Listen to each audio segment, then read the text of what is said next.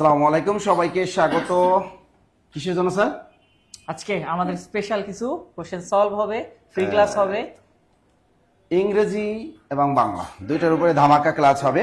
আর আজকে ক্লাসে কিন্তু স্যার আজকে ক্লাসে আমরা সর্বোচ্চ শেয়ারকারী মেনশন করে দুইটা সমাজসেবার বই দিই আমাদের। হ্যাঁ, সমাজসেবার বই দিব আমরা। সমাজসেবার যে নতুন আজকে বই আসছে, এই দুইটা বই আমরা গিফট দেবো সর্বোচ্চ শেয়ারকারী মেনশনকারীর জন্য। আজকে এই জিনিসটা এই জন্য আজকে আমি চিন্তা করলাম যে আজকে কেরিয়ার প্লাস বই দিব আর সমাজসেবার বই দিব। ঠিক আছে, আজকে 4টা বই দেবো। আজকে নগদ টাকা দিব না, আজকে কি দেবো? সমাজসেবার 2টা বই এবং কেরিয়ার প্লাস বাংলা 2টা বই, 4টা বই দেবো আজকে। নতুন আকর্ষণ সমাজসেবার নতুন বই, একটু বইটা পাঠিয়ে দিন।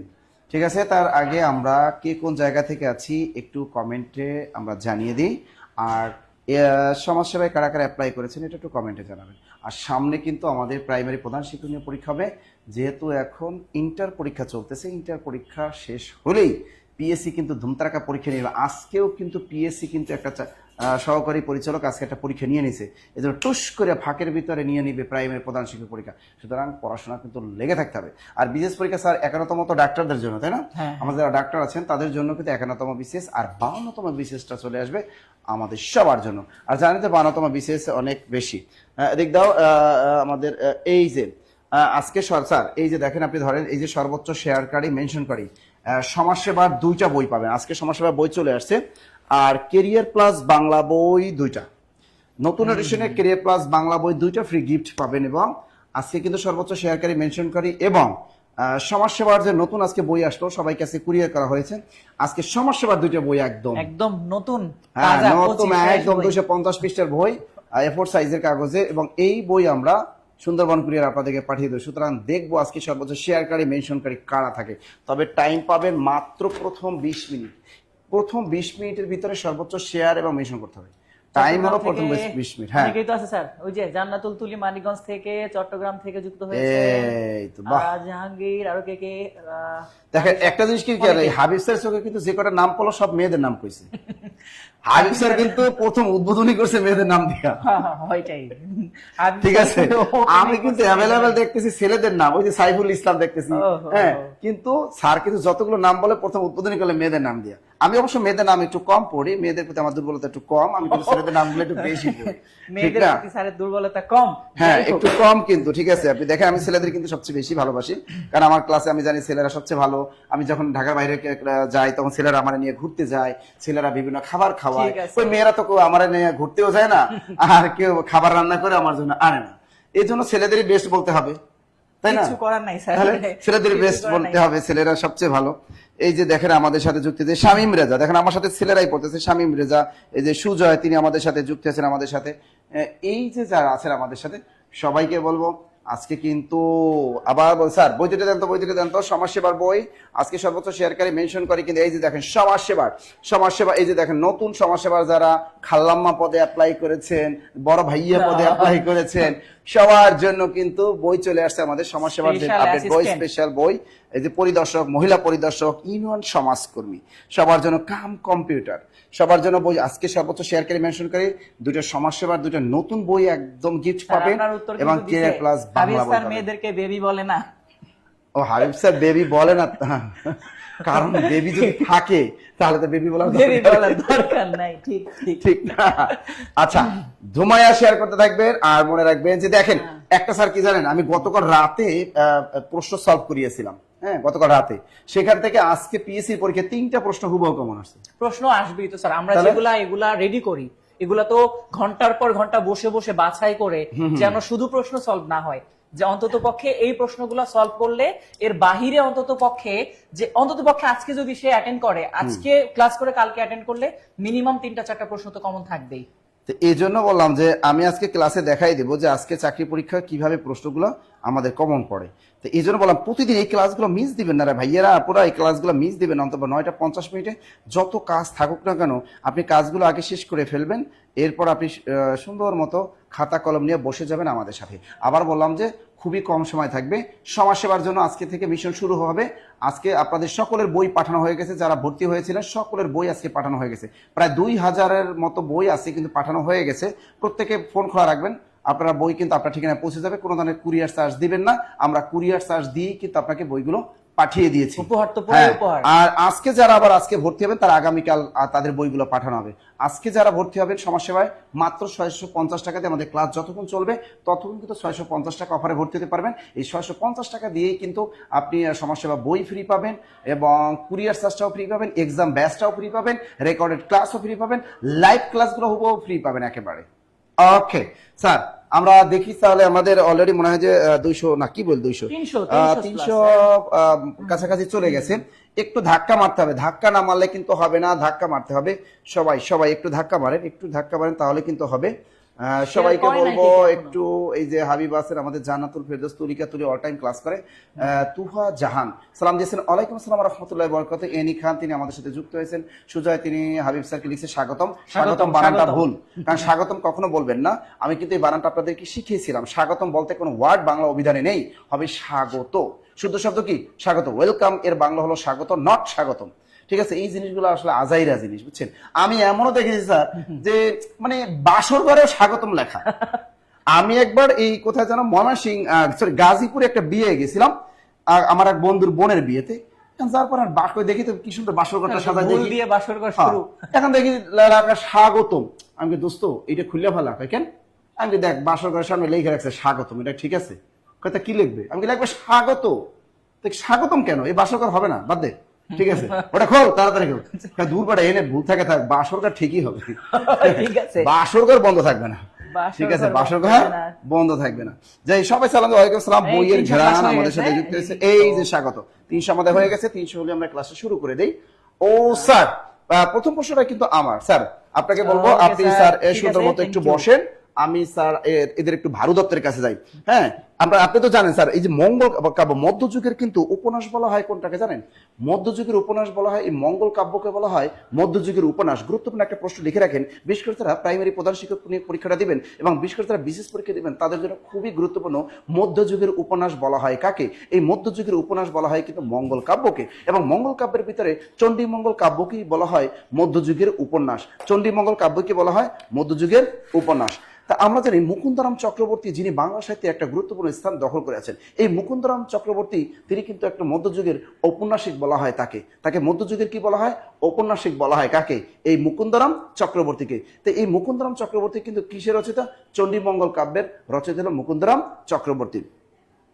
তা আমরা জানি এই চণ্ডীমঙ্গল কাব্যের যে চরিত্রগুলো আছে তার ভিতরে অন্যতম একটা চরিত্র হলো ভারু দত্ত এবং মুরারিশীল। বাংলাদেশে যেরকম ডিপজল একটা গুরুত্বপূর্ণ একটা বাংলা সিনেমার ভিলেন চরিত্র, তেমনি বাংলা সাহিত্যের দুটো বিখ্যাত ভিলেন চরিত্র হলো মুরারিশীল এবং ভারু দত্ত। এই ভারু দত্ত আমরা জানি যে মন্ত্রিসভায় এই স্থান দিয়েছিল কাকে? এই ভারু দত্তকে। ভারু দত্ত কিন্তু প্রচন্ড চক্রান্তকারী এবং ষড়যন্ত্রকারী একটা চরিত্র বাংলা সাহিত্যের প্রথম, এজন্য বলা হয় তাকে বাংলা সাহিত্যের প্রথম ভিলেন চরিত্র। তাহলে চণ্ডীমঙ্গল কাব্য খেয়াল রাখেন, এই যে চণ্ডীমঙ্গল কাব্যের আদি কবিকে মানিক দত্ত, আর চণ্ডীমঙ্গল কাব্যের শ্রেষ্ঠ কবিকে মুকুন্দরাম চক্রবর্তী। দুইটা পয়েন্ট লিখে রাখেন, চণ্ডীমঙ্গল কাব্যের আদি কবি মানিক দত্ত এবং চণ্ডীমঙ্গল কাব্যের শ্রেষ্ঠ কবি হলো মুকুন্দরাম চক্রবর্তী। এবং চণ্ডীমঙ্গল কাব্যের জনপ্রিয় কবি, চণ্ডীমঙ্গল কাব্যের অন্যতম কবি, চণ্ডীমঙ্গল কাব্যের বিখ্যাত কবি মুকুন্দরাম চক্রবর্তী, মুকুন্দরাম চক্রবর্তী। তাহলে এখন দেখে চণ্ডীমঙ্গল যে কাব্য, এর ভিতরে চণ্ডীমঙ্গল কাব্যের কাহিনী কিন্তু দুই ভাগে বিভক্ত। দুই ভাগে চণ্ডীমঙ্গল কাব্যের কাহিনী কয় ভাগে বিভক্ত? দুই ভাগে বিভক্ত। যাই হোক, শর্টকাটে বলে দিই, এই ভারু দত্ত গুরুত্বপূর্ণ একটা চরিত্র, আর একটা আছে মুরারিশীল। এই দুইটা হলো মুরারিশীল। একে বলা হয় বাংলা সাহিত্যের প্রথম প্রতারক চরিত্র। বাংলা সাহিত্যের প্রথম প্রতারক চরিত্র কোনটা? বাংলা সাহিত্যের প্রথম প্রতারক চরিত্র হলো মুরারিশীল। এই মুরারিশীল চরিত্রটা কোন কাব্যে পাওয়া যায়? চণ্ডীমঙ্গল কাব্য পাওয়া যায়। এই চরিত্রটা স্রষ্টা বা আবিষ্কারককে, তিনি হলো মুকুন্দরাম চক্রবর্তী। আর একটা চরিত্র আছে আমাদের এই কিউট বয় ভারু দত্ত, সে হলো ভারু দত্ত। তো এই ভারু দত্তকে বলা হয় বাংলা সাহিত্যের প্রথম ষড়যন্ত্রকারী। বাংলা সাহিত্যের প্রথম ষড়যন্ত্রকারী চরিত্র। বাংলা সাহিত্যের প্রথম ষড়যন্ত্রকারী চরিত্র। বাংলা সাহিত্যের প্রথম ষড়যন্ত্রকারী চরিত্র মানে ক্লিকবাস। বাংলা সাহিত্যের প্রথম ষড়যন্ত্রকারী চরিত্র কোনটা? ভিলেন চরিত্র হলো এই ভারু দত্ত। কারণ আমরা জানো এইখানে মূল চরিত্র চণ্ডীমঙ্গল কাব্যের মূল নায়ক হলো কালকেতু। তা কালকেতু যখন গুজরাট রাজ্যের রাজা হয়েছিল তখন তার মন্ত্রিসভায় স্থান পেয়েছিলেন এই ভারদত্ত। তা ভারদত্ত কি করত? প্রজাদের কাছ থেকে তিনি খাজনা আদায় করতেন। খাজনা আদায়ের নামে তিনি প্রজাদেরকে সাথে কি করতেন? খারাপ আচরণ করতেন, অর্থাৎ বিরূপ আচরণ করতে তাদের। এই জন্য প্রজারা কি করলো? এই ভারদত্তর বিরুদ্ধে নালিশ দিল রাজার কাছে। তা কালকেতুর কাছে যখন নালিশ দিল, কালকেতু কি করলো? এই ভারদত্তকে মন্ত্রিসভা থেকে সরিয়ে দিল। তখনই এই ভারদত্ত অন্য এক রাজার সাথে যাইয়া গোপন চুক্তিতে লিপ্ত হয় এবং লিপ্ত হয়ে সে কি করে? ষড়যন্ত্র করে। সে রাজার বিরুদ্ধে ষড়যন্ত্র করে, তার রাজ্য অ্যাটাক করে এবং এতে কিন্তু পরাজিত হয়ে যায় কালকেতু। তো এই জন্য এই ভারদত্ত বলা হয় বাংলা সাহিত্যে প্রথম ডিপজল চরিত্র, বাংলা সাহিত্যে প্রথম ষড়যন্ত্র চরিত্র, বাংলা সাহিত্যের সাথে ক্লিকবার্গ চরিত্র। কে সে? এই হলো ভারদত্ত। আর যদি বলে বাংলা সাহিত্যের সবচেয়ে প্রতারক চরিত্র কোনটা? প্রতারক চরিত্র বলে প্রতারণা করতে, এলে মুরারিশীল, এ হলো শয়তান, এ হলো মানুষের ঠকাইতো।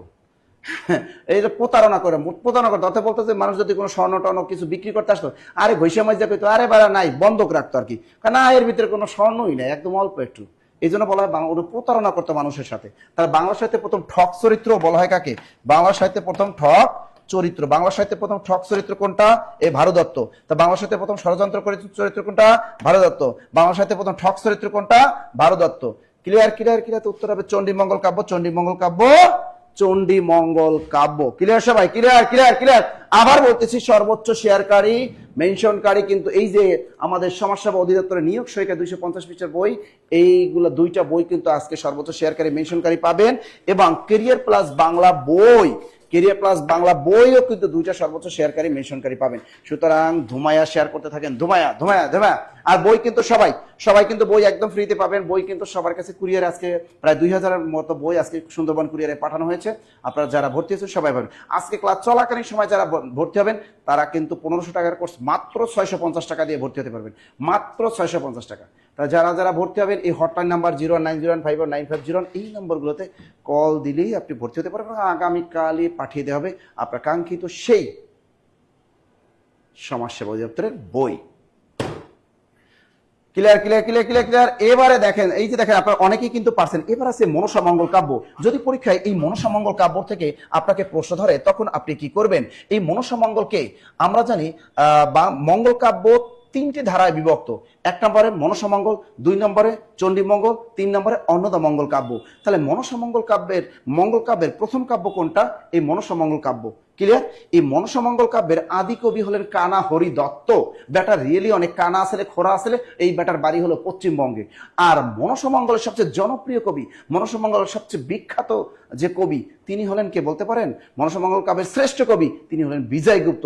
এই ব্যাটার বাড়ি হলো বরিশালের গৈলা গ্রামে। কোথায়? বরিশালের গৈলা গ্রামে। তাহলে মনসা মঙ্গল কাব্যের আদি কবিকে কানা হরি দত্ত, মনসা মঙ্গল কাব্যের শ্রেষ্ঠ কবিকে Bijay Gupta, Bijay Gupta, Bijay Gupta. Clear clear clear. ঠিক আছে। আর অন্নদা মঙ্গল কাব্যের আদি কবি, শ্রেষ্ঠ কবি, একমাত্র কবি Bharatchandra Ray Gunakar, Bharatchandra Ray Gunakar, Bharatchandra Ray Gunakar. Clear clear clear. ও আরেকটা আছে স্যার, ধর্মমঙ্গল কাব্য। এই ধর্মমঙ্গল কাব্যের আদি কবিকে ময়ূর ভট্ট। লিখে রাখেন, ধর্মমঙ্গল কাব্যের আদি কবি, ধর্মমঙ্গল কাব্যের আদি কবি নাম কি? ময়ূর ভট্ট, ময়ূর ভট্ট। তা ধর্মমঙ্গল কাব্যের শ্রেষ্ঠ কবিকে, ধর্মমঙ্গলের শ্রেষ্ঠ কবিকে ঘনরাম চক্রবর্তী। লোকটার নাম ঘনরাম চক্রবর্তী, ঘনরাম চক্রবর্তী। ক্লিয়ার? মনে থাকবে, মনে থাকবে। লিখতে পেরেছেন তো? আমি এতক্ষণ যেগুলো বললাম লিখতে পেরেছেন কিনা বলেন, লিখতে পেরেছেন কিনা? তাহলে চণ্ডীমঙ্গল কাব্যের আদি কবিকে লিখছেন মানিক দত্ত। এই চণ্ডীমঙ্গল কাব্যের আদি কবি আমি লিখে দিই না, তাই বলে কি আপনি লিখবেন না? চণ্ডীমঙ্গল কাব্যের আদি কবি মানিক ভাইয়া, মানিক দত্ত। আপনার এলাকায় যদি কোনো মানিক থাকে ওর নামে মনে রাখবেন। আর চণ্ডীমঙ্গল কাব্যের শ্রেষ্ঠ কবি, অন্যতম কবি, জনপ্রিয় কবি তিনি হলেন কে বলেন তো? মুকুন্দরাম চক্রবর্তী। মস্কের মুখ কষ্কের কোন, মুকুন্দরাম চক্রবর্তী। দূরত লেখো মুকুন্দরাম চক্রবর্তী। তাকে বলা হয় বাংলা সাহিত্যে দুঃখ বর্ণনার কবি। চমৎকার একটা প্রশ্ন। বাংলা সাহিত্যে দুঃখ বর্ণনার কবি বলা হয় কাকে? এই মুকুন্দরাম চক্রবর্তীকে বলা হয় দুঃখ বর্ণনার কবি। ক্লিয়ার সবাই? আর মনসা মঙ্গল কাব্যের আদি কবিকে কানা হরি দত্ত। এ ভাইয়াটা কানা ছিল, কা নয়াকারে না, কানা হরস্কৃতি হরি দত্ত। তা মনসা মঙ্গল কাব্যের আদি কবিকে কানা হরি দত্ত। মনসা মঙ্গল কাব্যের শ্রেষ্ঠ কবিকে বিজয়গুপ্ত, বিজয়গুপ্ত। বেটা বাড়ি কোথায়? বরিশাল। ক্লিয়ার সবাই, ক্লিয়ার? হ্যাঁ গো বাড়ি বরিশাল। হ্যাঁ দেখেন, লিটারেচার ক্লাস করেন না, পরীক্ষায় কট খান, এমনি এমনি কট খান, চাকরি হয় না কেন? পড়াশোনা করতে হবে, পড়াশোনা করতে হবে। এই তো গট। আমরা পরবর্তী প্রশ্নটা দেখি কি চলে আসে। জীবনী কাব্য রচনার জন্য বিখ্যাত কে? এই যে দেখেন, জীবনী কাব্য, আমরা জানি কোনো বিখ্যাত ব্যক্তির জীবনকে কেন্দ্র করে যে সাহিত্যগুলো রচনা করা হয় তাকে বলা হয় জীবনী কাব্য। আর এই জীবনী কাব্য রচনা করেছিলেন কি জানেন? যে মানে যদি বলে জীবনী কাব্য মুরারি গুপ্ত। এই যে দেখেন, যে জীবনী কাব্য, প্রথম জীবনী কাব্যের নাম কি? শ্রী শ্রী, আমি লিখে দিচ্ছি দেখেন, বাংলা সাহিত্যের দুইটা প্রশ্ন আসে যে প্রথম জীবনী কাব্য কি, বাংলা ভাষায়, মানে বাংলা সাহিত্যের প্রথম জীবনী কাব্য কি? বাংলা সাহিত্য না, এটা আসলে যে প্রথম জীবনী কাব্য। হ্যাঁ, প্রথম জীবনী কাব্য, প্রথম জীবনী কাব্য, প্রথম জীবনী কাব্যের নাম কি? এই একটা আছে। আর বাংলা ভাষায় রচিত প্রথম জীবনী কাব্য কোনটা? বাংলা ভাষায় রচিত, বাংলা ভাষায় রচিত প্রথম জীবনী কাব্য, বাংলা ভাষায় রচিত প্রথম জীবনী কাব্য। দুইটা প্রশ্ন কিন্তু। তা জীবনী কাব্য, প্রথম জীবনী কাব্য কে রচনা করেছেন? প্রথম জীবনী কাব্য রচনা করেছে মুরারি গুপ্ত। লোকটার নাম হলো মুরারি গুপ্ত, মুরারি গুপ্ত, মুরারি গুপ্ত, মুরারি গুপ্ত। আর বাংলা ভাষায় প্রথম জীবনী কাব্য রচনা করেছেন কে? বৃন্দাবন দাস। লোকটার নাম কি? বৃন্দাবন দাস। উনি কিন্তু বাংলা ভাষায় প্রথম এই জীবনী কাব্য রচনা করেছেন। আর মুরারি গুপ্ত যে জীবনী কাব্য রচনা করেছিলেন, উনি রচনা করেছিলেন সংস্কৃত ভাষায়। দ্রুত লেখো, দ্রুত দ্রুত লেখো, দ্রুত লেখো, দ্রুত লেখো। তা দ্রুত লেখো, এটা দ্রুত লেখো, দ্রুত দ্রুত। তা শ্রী শ্রী কৃষ্ণ চৈতন্য চরিতামৃতম, শ্রী শ্রী কৃষ্ণ চৈতন্য চরিতামৃতম, লাইনটা কই লিখবো? এখানে আমি লিখে দিচ্ছি। এই যে দেখো, এই যে দেখেন, শ্রী শ্রী কৃষ্ণ, শ্রী শ্রী কৃষ্ণ চৈতন্য চরিতামৃতম, চরিতামৃতম। তবে এটা আপনাদের আসবে না, এটা যারা বিশেষ পরীক্ষা দেয় তারা। এটা কি বলা হয়? মানে প্রথম জীবনী কাব্য, প্রথম জীবনী কাব্য বলা হয় এটাকে শ্রী শ্রী কৃষ্ণ চৈতন্য চরিতামৃতম। এটা কিন্তু সংস্কৃত ভাষা, এটা আপনাদের সহজ, আপনাদের আসবে না, এটা বিশেষ পরীক্ষা আসার সম্ভাবনা। তো এটা রচনা করেন কে? মুরারি গুপ্ত। এটা রচনা করছেন কে? মুরারি গুপ্ত। মুরারি গুপ্ত কোন ভাষার কবি? সংস্কৃত ভাষার কবি। আপনাদের 10 থেকে 20তম গ্রেডে যাদের আসবে সেটা একটু বলি। সেটা হলো বাংলা ভাষায় রচিত প্রথম জীবনী কাব্য কি? তা বাংলা ভাষায় রচিত প্রথম জীবনী কাব্য কে রচনা করেন? সেটা রচনা করেন এই বৃন্দাবন দাস। তার জীবনী কাব্য রচনার জন্য বিখ্যাত কে? বৃন্দাবন দাস। তাহলে এই বৃন্দাবন শ্রী চৈতন্য ভাগবত, ওটা কি লিখছে? শ্রী চৈতন্য ভাগবত, শ্রী চৈতন্য ভাগবত। তা বৃন্দাবন দাস কি লিখছেন? দ্রুত লেখো, বৃন্দাবন দাস কি লিখছেন? শ্রী চৈতন্য ভাগবত, শ্রী চৈতন্য ভাগবত। দ্রুত লেখেন, বৃন্দাবন দাস যেটা লিখছেন ওটার নাম কি? শ্রী চৈতন্য ভাগবত। দ্রুত লেখেন, শ্রী চৈতন্য ভাগবত, বৃন্দাবন দাস। দ্রুত লেখো।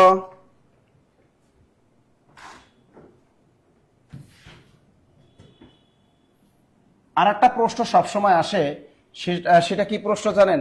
যে এই জীবনী কাব্য বাংলা ভাষায় শ্রেষ্ঠ জীবনী কাব্য রচয়িতা কে? অর্থাৎ জীবনী কাব্য শ্রেষ্ঠ রচয়িতা কে? জীবনী কাব্য রচনার জন্য শ্রেষ্ঠ কে? এটাও কিন্তু আসে, এটা কিন্তু একটা প্রশ্ন আসে। আর একটা আসে যে বাংলা সাহিত্যে প্রথম জীবনী কাব্য রচনা করেছেন কে? তা বাংলা সাহিত্যে বা বাংলা ভাষায় প্রথম জীবনী কাব্য রচনা করেছেন আমাদের এই যে কে? বৃন্দাবন দাস। বৃন্দাবন, উনি কি লিখছেন? শ্রীকৃষ্ণ চৈতন্য চরিতামৃতম, শ্রীকৃষ্ণ চৈতন্য চরিতামৃতম। আরেকজন আছে কৃষ্ণ দাস কবিরাজ, আরেকজন আছে চৈতন্য কাব্যের বিখ্যাত কবি কৃষ্ণ দাস কবিরাজ, কৃষ্ণ দাস কবিরাজ, কৃষ্ণ দাস কবিরাজ। তা কৃষ্ণ দাস কবিরাজটাকে, তিনি হলো এই যে চৈতন্য সাহিত্যের শ্রেষ্ঠ কবি। তা চৈতন্য সাহিত্যের শ্রেষ্ঠ কবি বা জীবনী কাব্য রচনার শ্রেষ্ঠ কবি, চৈতন্য সাহিত্যের শ্রেষ্ঠ কবি, জীবনী কাব্য রচনার শ্রেষ্ঠ কবি, তিনি হলো কৃষ্ণদাস কবিরাজ, কৃষ্ণদাস কবিরাজ। দ্রুত লেখেন। আচ্ছা, অনেকে কিন্তু কমেন্ট করতেছেন, শেয়ার করতেছেন না, বই কিন্তু পাবেন না। আর কয় মিনিট আছে আমি একটু দেখি, দ্রুত লেখো, দ্রুত।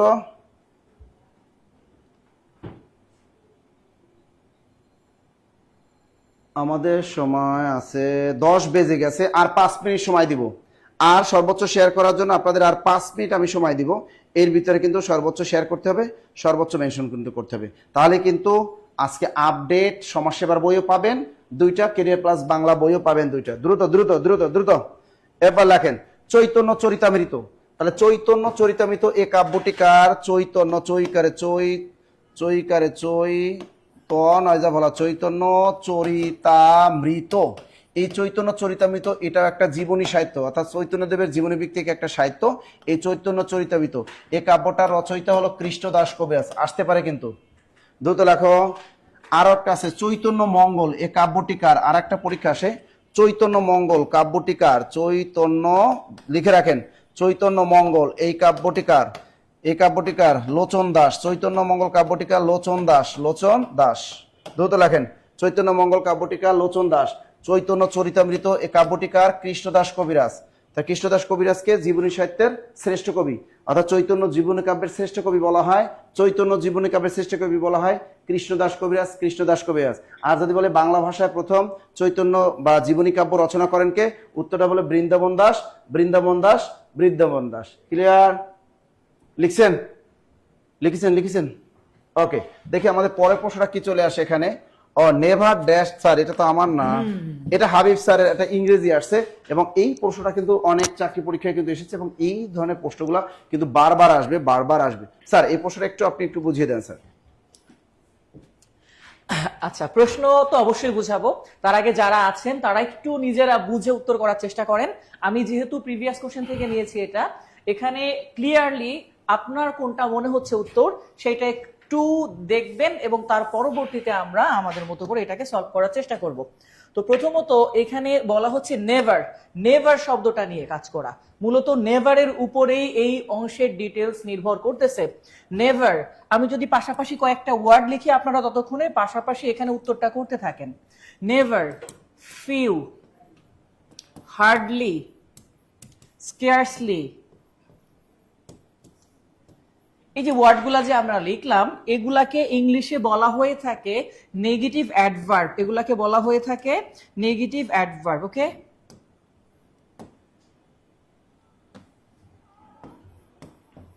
তো নেগেটিভ অ্যাডভার্ব যেগুলা, এই নেগেটিভ অ্যাডভার্ব যদি কখনো কোনো সেন্টেন্সের শুরুতে বসে, শুরুতেই যে যেমন নেভারটা শুরুতে বসছে, তাহলে ওই সেন্টেন্সের সাবজেক্ট এবং ভার্ব রিভার্স করে। কি করে? রিভার্স করে। ঠিক আছে, যখন দেখব কোনো সেন্টেন্সের শুরুতে এরকম নেগেটিভ অ্যাডভার্ব আছে, তাহলে সেন্টেন্সের সাবজেক্ট এবং ভার্ব রিভার্স করে। অর্থাৎ একটা সেন্টেন্স আমরা যখন পারফেক্ট টেন্স করি, তখন সাবজেক্ট যদি হতো আই, তাহলে তার পরবর্তীতে লেখার কথা ছিল হ্যাভ, এর পরবর্তীতে হচ্ছে থাকার কথা ছিল হার্ড। এইটা বাট হার্ড কথাটা দেওয়া আছে, তাহলে এখানে আই হ্যাভ হওয়ার কথা ছিল। কিন্তু যেহেতু নেগেটিভ অ্যাডভার্ব হওয়ার কারণে আমার সেন্টেন্সের হ্যাভটা আগে চলে আসবে এবং সাবজেক্টটা পরে চলে যাবে। তাহলে উত্তর হচ্ছে কোনটা? দেখি কোনটা উত্তর করছে কিনা। অনেকেই মাশাআল্লাহ ভুল উত্তর করছে। আমি জানতাম যে এই উত্তরটা আপনাদের ভুল হইতে পারে, এই জন্য বাছাই করা কিছু প্রশ্ন নিছি। আপনি নিজে দেখেন, যারা আছেন আমাদের সুস্থ কমেন্টের দিকে তাকান, আপনি দেখেন কতগুলা লোক বেশিরভাগ উত্তরই ভুল করতেছে। তাহলে উত্তরটা হচ্ছে খ, এটা বললাম। এবার আসি, যখন আপনি দেখবেন নেগেটিভ অ্যাডভার্ব গুলা সেন্টেন্সের শুরুতে বসবে, তাহলে ওই সেন্টেন্সের আগে অক্সিলারি ভার্ব বসবে, পরবর্তীতে গিয়ে সাবজেক্ট বসবে। তাহলে আমরা কথাটাকে নিশ্চয়ই এভাবে লিখতে পারি, এই নেগেটিভ অ্যাডভার্ব প্লাস এর সঙ্গে অক্সিলারি ভার্ব দিতে হবে, অক্সিলারি ভার্ব, এবং তার পরবর্তীতে গিয়ে সাবজেক্ট বসাতে হবে। এই জন্য আপনারা নিশ্চয়ই পড়তেন hardly had, no sooner had, ওর মধ্যেই লেখা থাকতো নো। এই নেগেটিভ কথা থাকার জন্য নো সোনার হ্যাড আগে, পরে সাবজেক্ট বসতো। হার্ডলি নেগেটিভ ওয়ার্ড, এই জন্য হার্ডলি হ্যাড আগে বসতো, পরে সাবজেক্ট বসতো। একই সঙ্গে স্কেয়ারসলি নেগেটিভ ওয়ার্ড, এরপরে হ্যাড আগে বসতো। আমার কথা কি বুঝতে পারছেন কি বলছি? শুধু নেভার না স্যার, এইখানে যতগুলা নেগেটিভ অ্যাডভার্ব লিখছি, এইগুলা যদি কখনো সেন্টেন্সের শুরুতে বসে, তাহলে আগে অক্সিলারি ভার্বটা বসবে, পরে সাবজেক্ট বসবে। তাহলে উত্তরটা হবে খ, যে never have I hard of such a thing, এমন বিষয় আমি আগে কখনো শুনি নাই। ওকে, আচ্ছা, এটা গেল হচ্ছে আমাদের এই প্রশ্ন। আমরা পরবর্তী প্রশ্নটাই গিয়ে দেখি যে কি হয়েছে সেখানে। আচ্ছা, প্রশ্ন পরবর্তীতে বলা হয়েছে what kind of play is Julius Caesar. দেখেন, জুলিয়াস সিজার সেই সুদর্শন পুরুষ, Roman general, about 2000 years ago, প্রায় 2000 বছর আগে এই জুলিয়াস সিজার, তিনি ছিলেন রোমের একজন জেনারেল, মানে ইতালির একজন জেনারেল। এই রোমান জেনারেলের যে বিষয়টা এখানে দেখেন বলছে হোয়াট কাইন্ড অফ প্লে, এটা কোন ধরনের একটা প্লে। আসলে রোমান জেনারেল অলরেডি ইতিহাসে ছিলেন কত বছর আগে, ইনি 2000 ইয়ার্স অ্যাগো, 2000 বছর পূর্বে, ঠিক আছে। তিনি ছিলেন একজন রোমান জেনারেল। রোমান জেনারেল, এই রোমান জেনারেল যেহেতু ইতিহাস থেকে নেওয়া হয়েছে ওনার, এই জন্য এটাকে আমরা বলি হিস্ট্রিক্যাল প্লে বা ঐতিহাসিক নাটক। এখন দেখেন যদি আমরা চেষ্টা করি, এই রোমান জেনারেল তার বিখ্যাত কিছু ডায়লগ আছে, সবচেয়ে কমন ডায়লগ, আপনি হয়তো ভাষাটাই জানেন না বাট শুনছেন, সেটা হচ্ছে ভিনি ভিডি ভিসি, যেটা ছিল আসলাম, দেখলাম এবং জয় করলাম। রোমান জেনারেল যখন যুদ্ধবাজ বলা হইতো ওনাকে, উনি যুদ্ধ যুদ্ধ যুদ্ধ সবকিছুর জন্য শুধু যুদ্ধকে বেছে নিতেন। তো উনি যখন একবার যুদ্ধে যাওয়ার জন্য প্রস্তুতি নিয়েছেন, তখন তার প্রিয়তমা বলল, তুমি এত যুদ্ধ যুদ্ধ কেন করো? তার কথা হচ্ছে যুদ্ধই সবকিছু নির্ধারণ করে দিবে। বলতেছে আমি যদি কোনো কারণে তোমাকে হারিয়ে ফেলি, তুমি যদি যুদ্ধে মারা যাও, তাহলে কি হবে? যুদ্ধে তো মানুষ মারা যায়। তখন রোমান জেনারেল এই জুলিয়াস সিজারের একটা বিখ্যাত উক্তি ছিল, cowards die many time before their death, অর্থাৎ ভীরুরা মরার আগেই বারবার মরে, ঠিক আছে, যেটা ছিল cowards die many times before their death.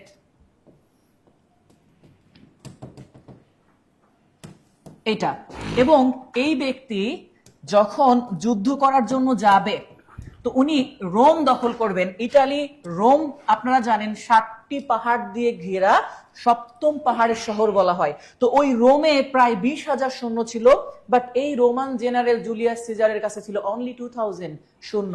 তখন তিনি কি করেছিলেন, কৌশলে কৌশলে এই 7টা পাহাড়ের চূড়ায় তার সৈন্য 2000কে সমভাবে ভাগ করে দিছিলেন। এবং যখন ভাগ করে দেয়া হইল, শেষ রাতের ঘটনা, যুদ্ধে সাধারণত আক্রমণগুলো শেষ রাতে হয়ে থাকে যখন সবাই গভীর নিদ্রায়। তো যখন তিনি কি করলেন, তার যতগুলা সৈন্য ছিল সবাইকে বলল একযোগে একটা ঘোষণা দেওয়া পাহাড়ের চারিদিক থেকে।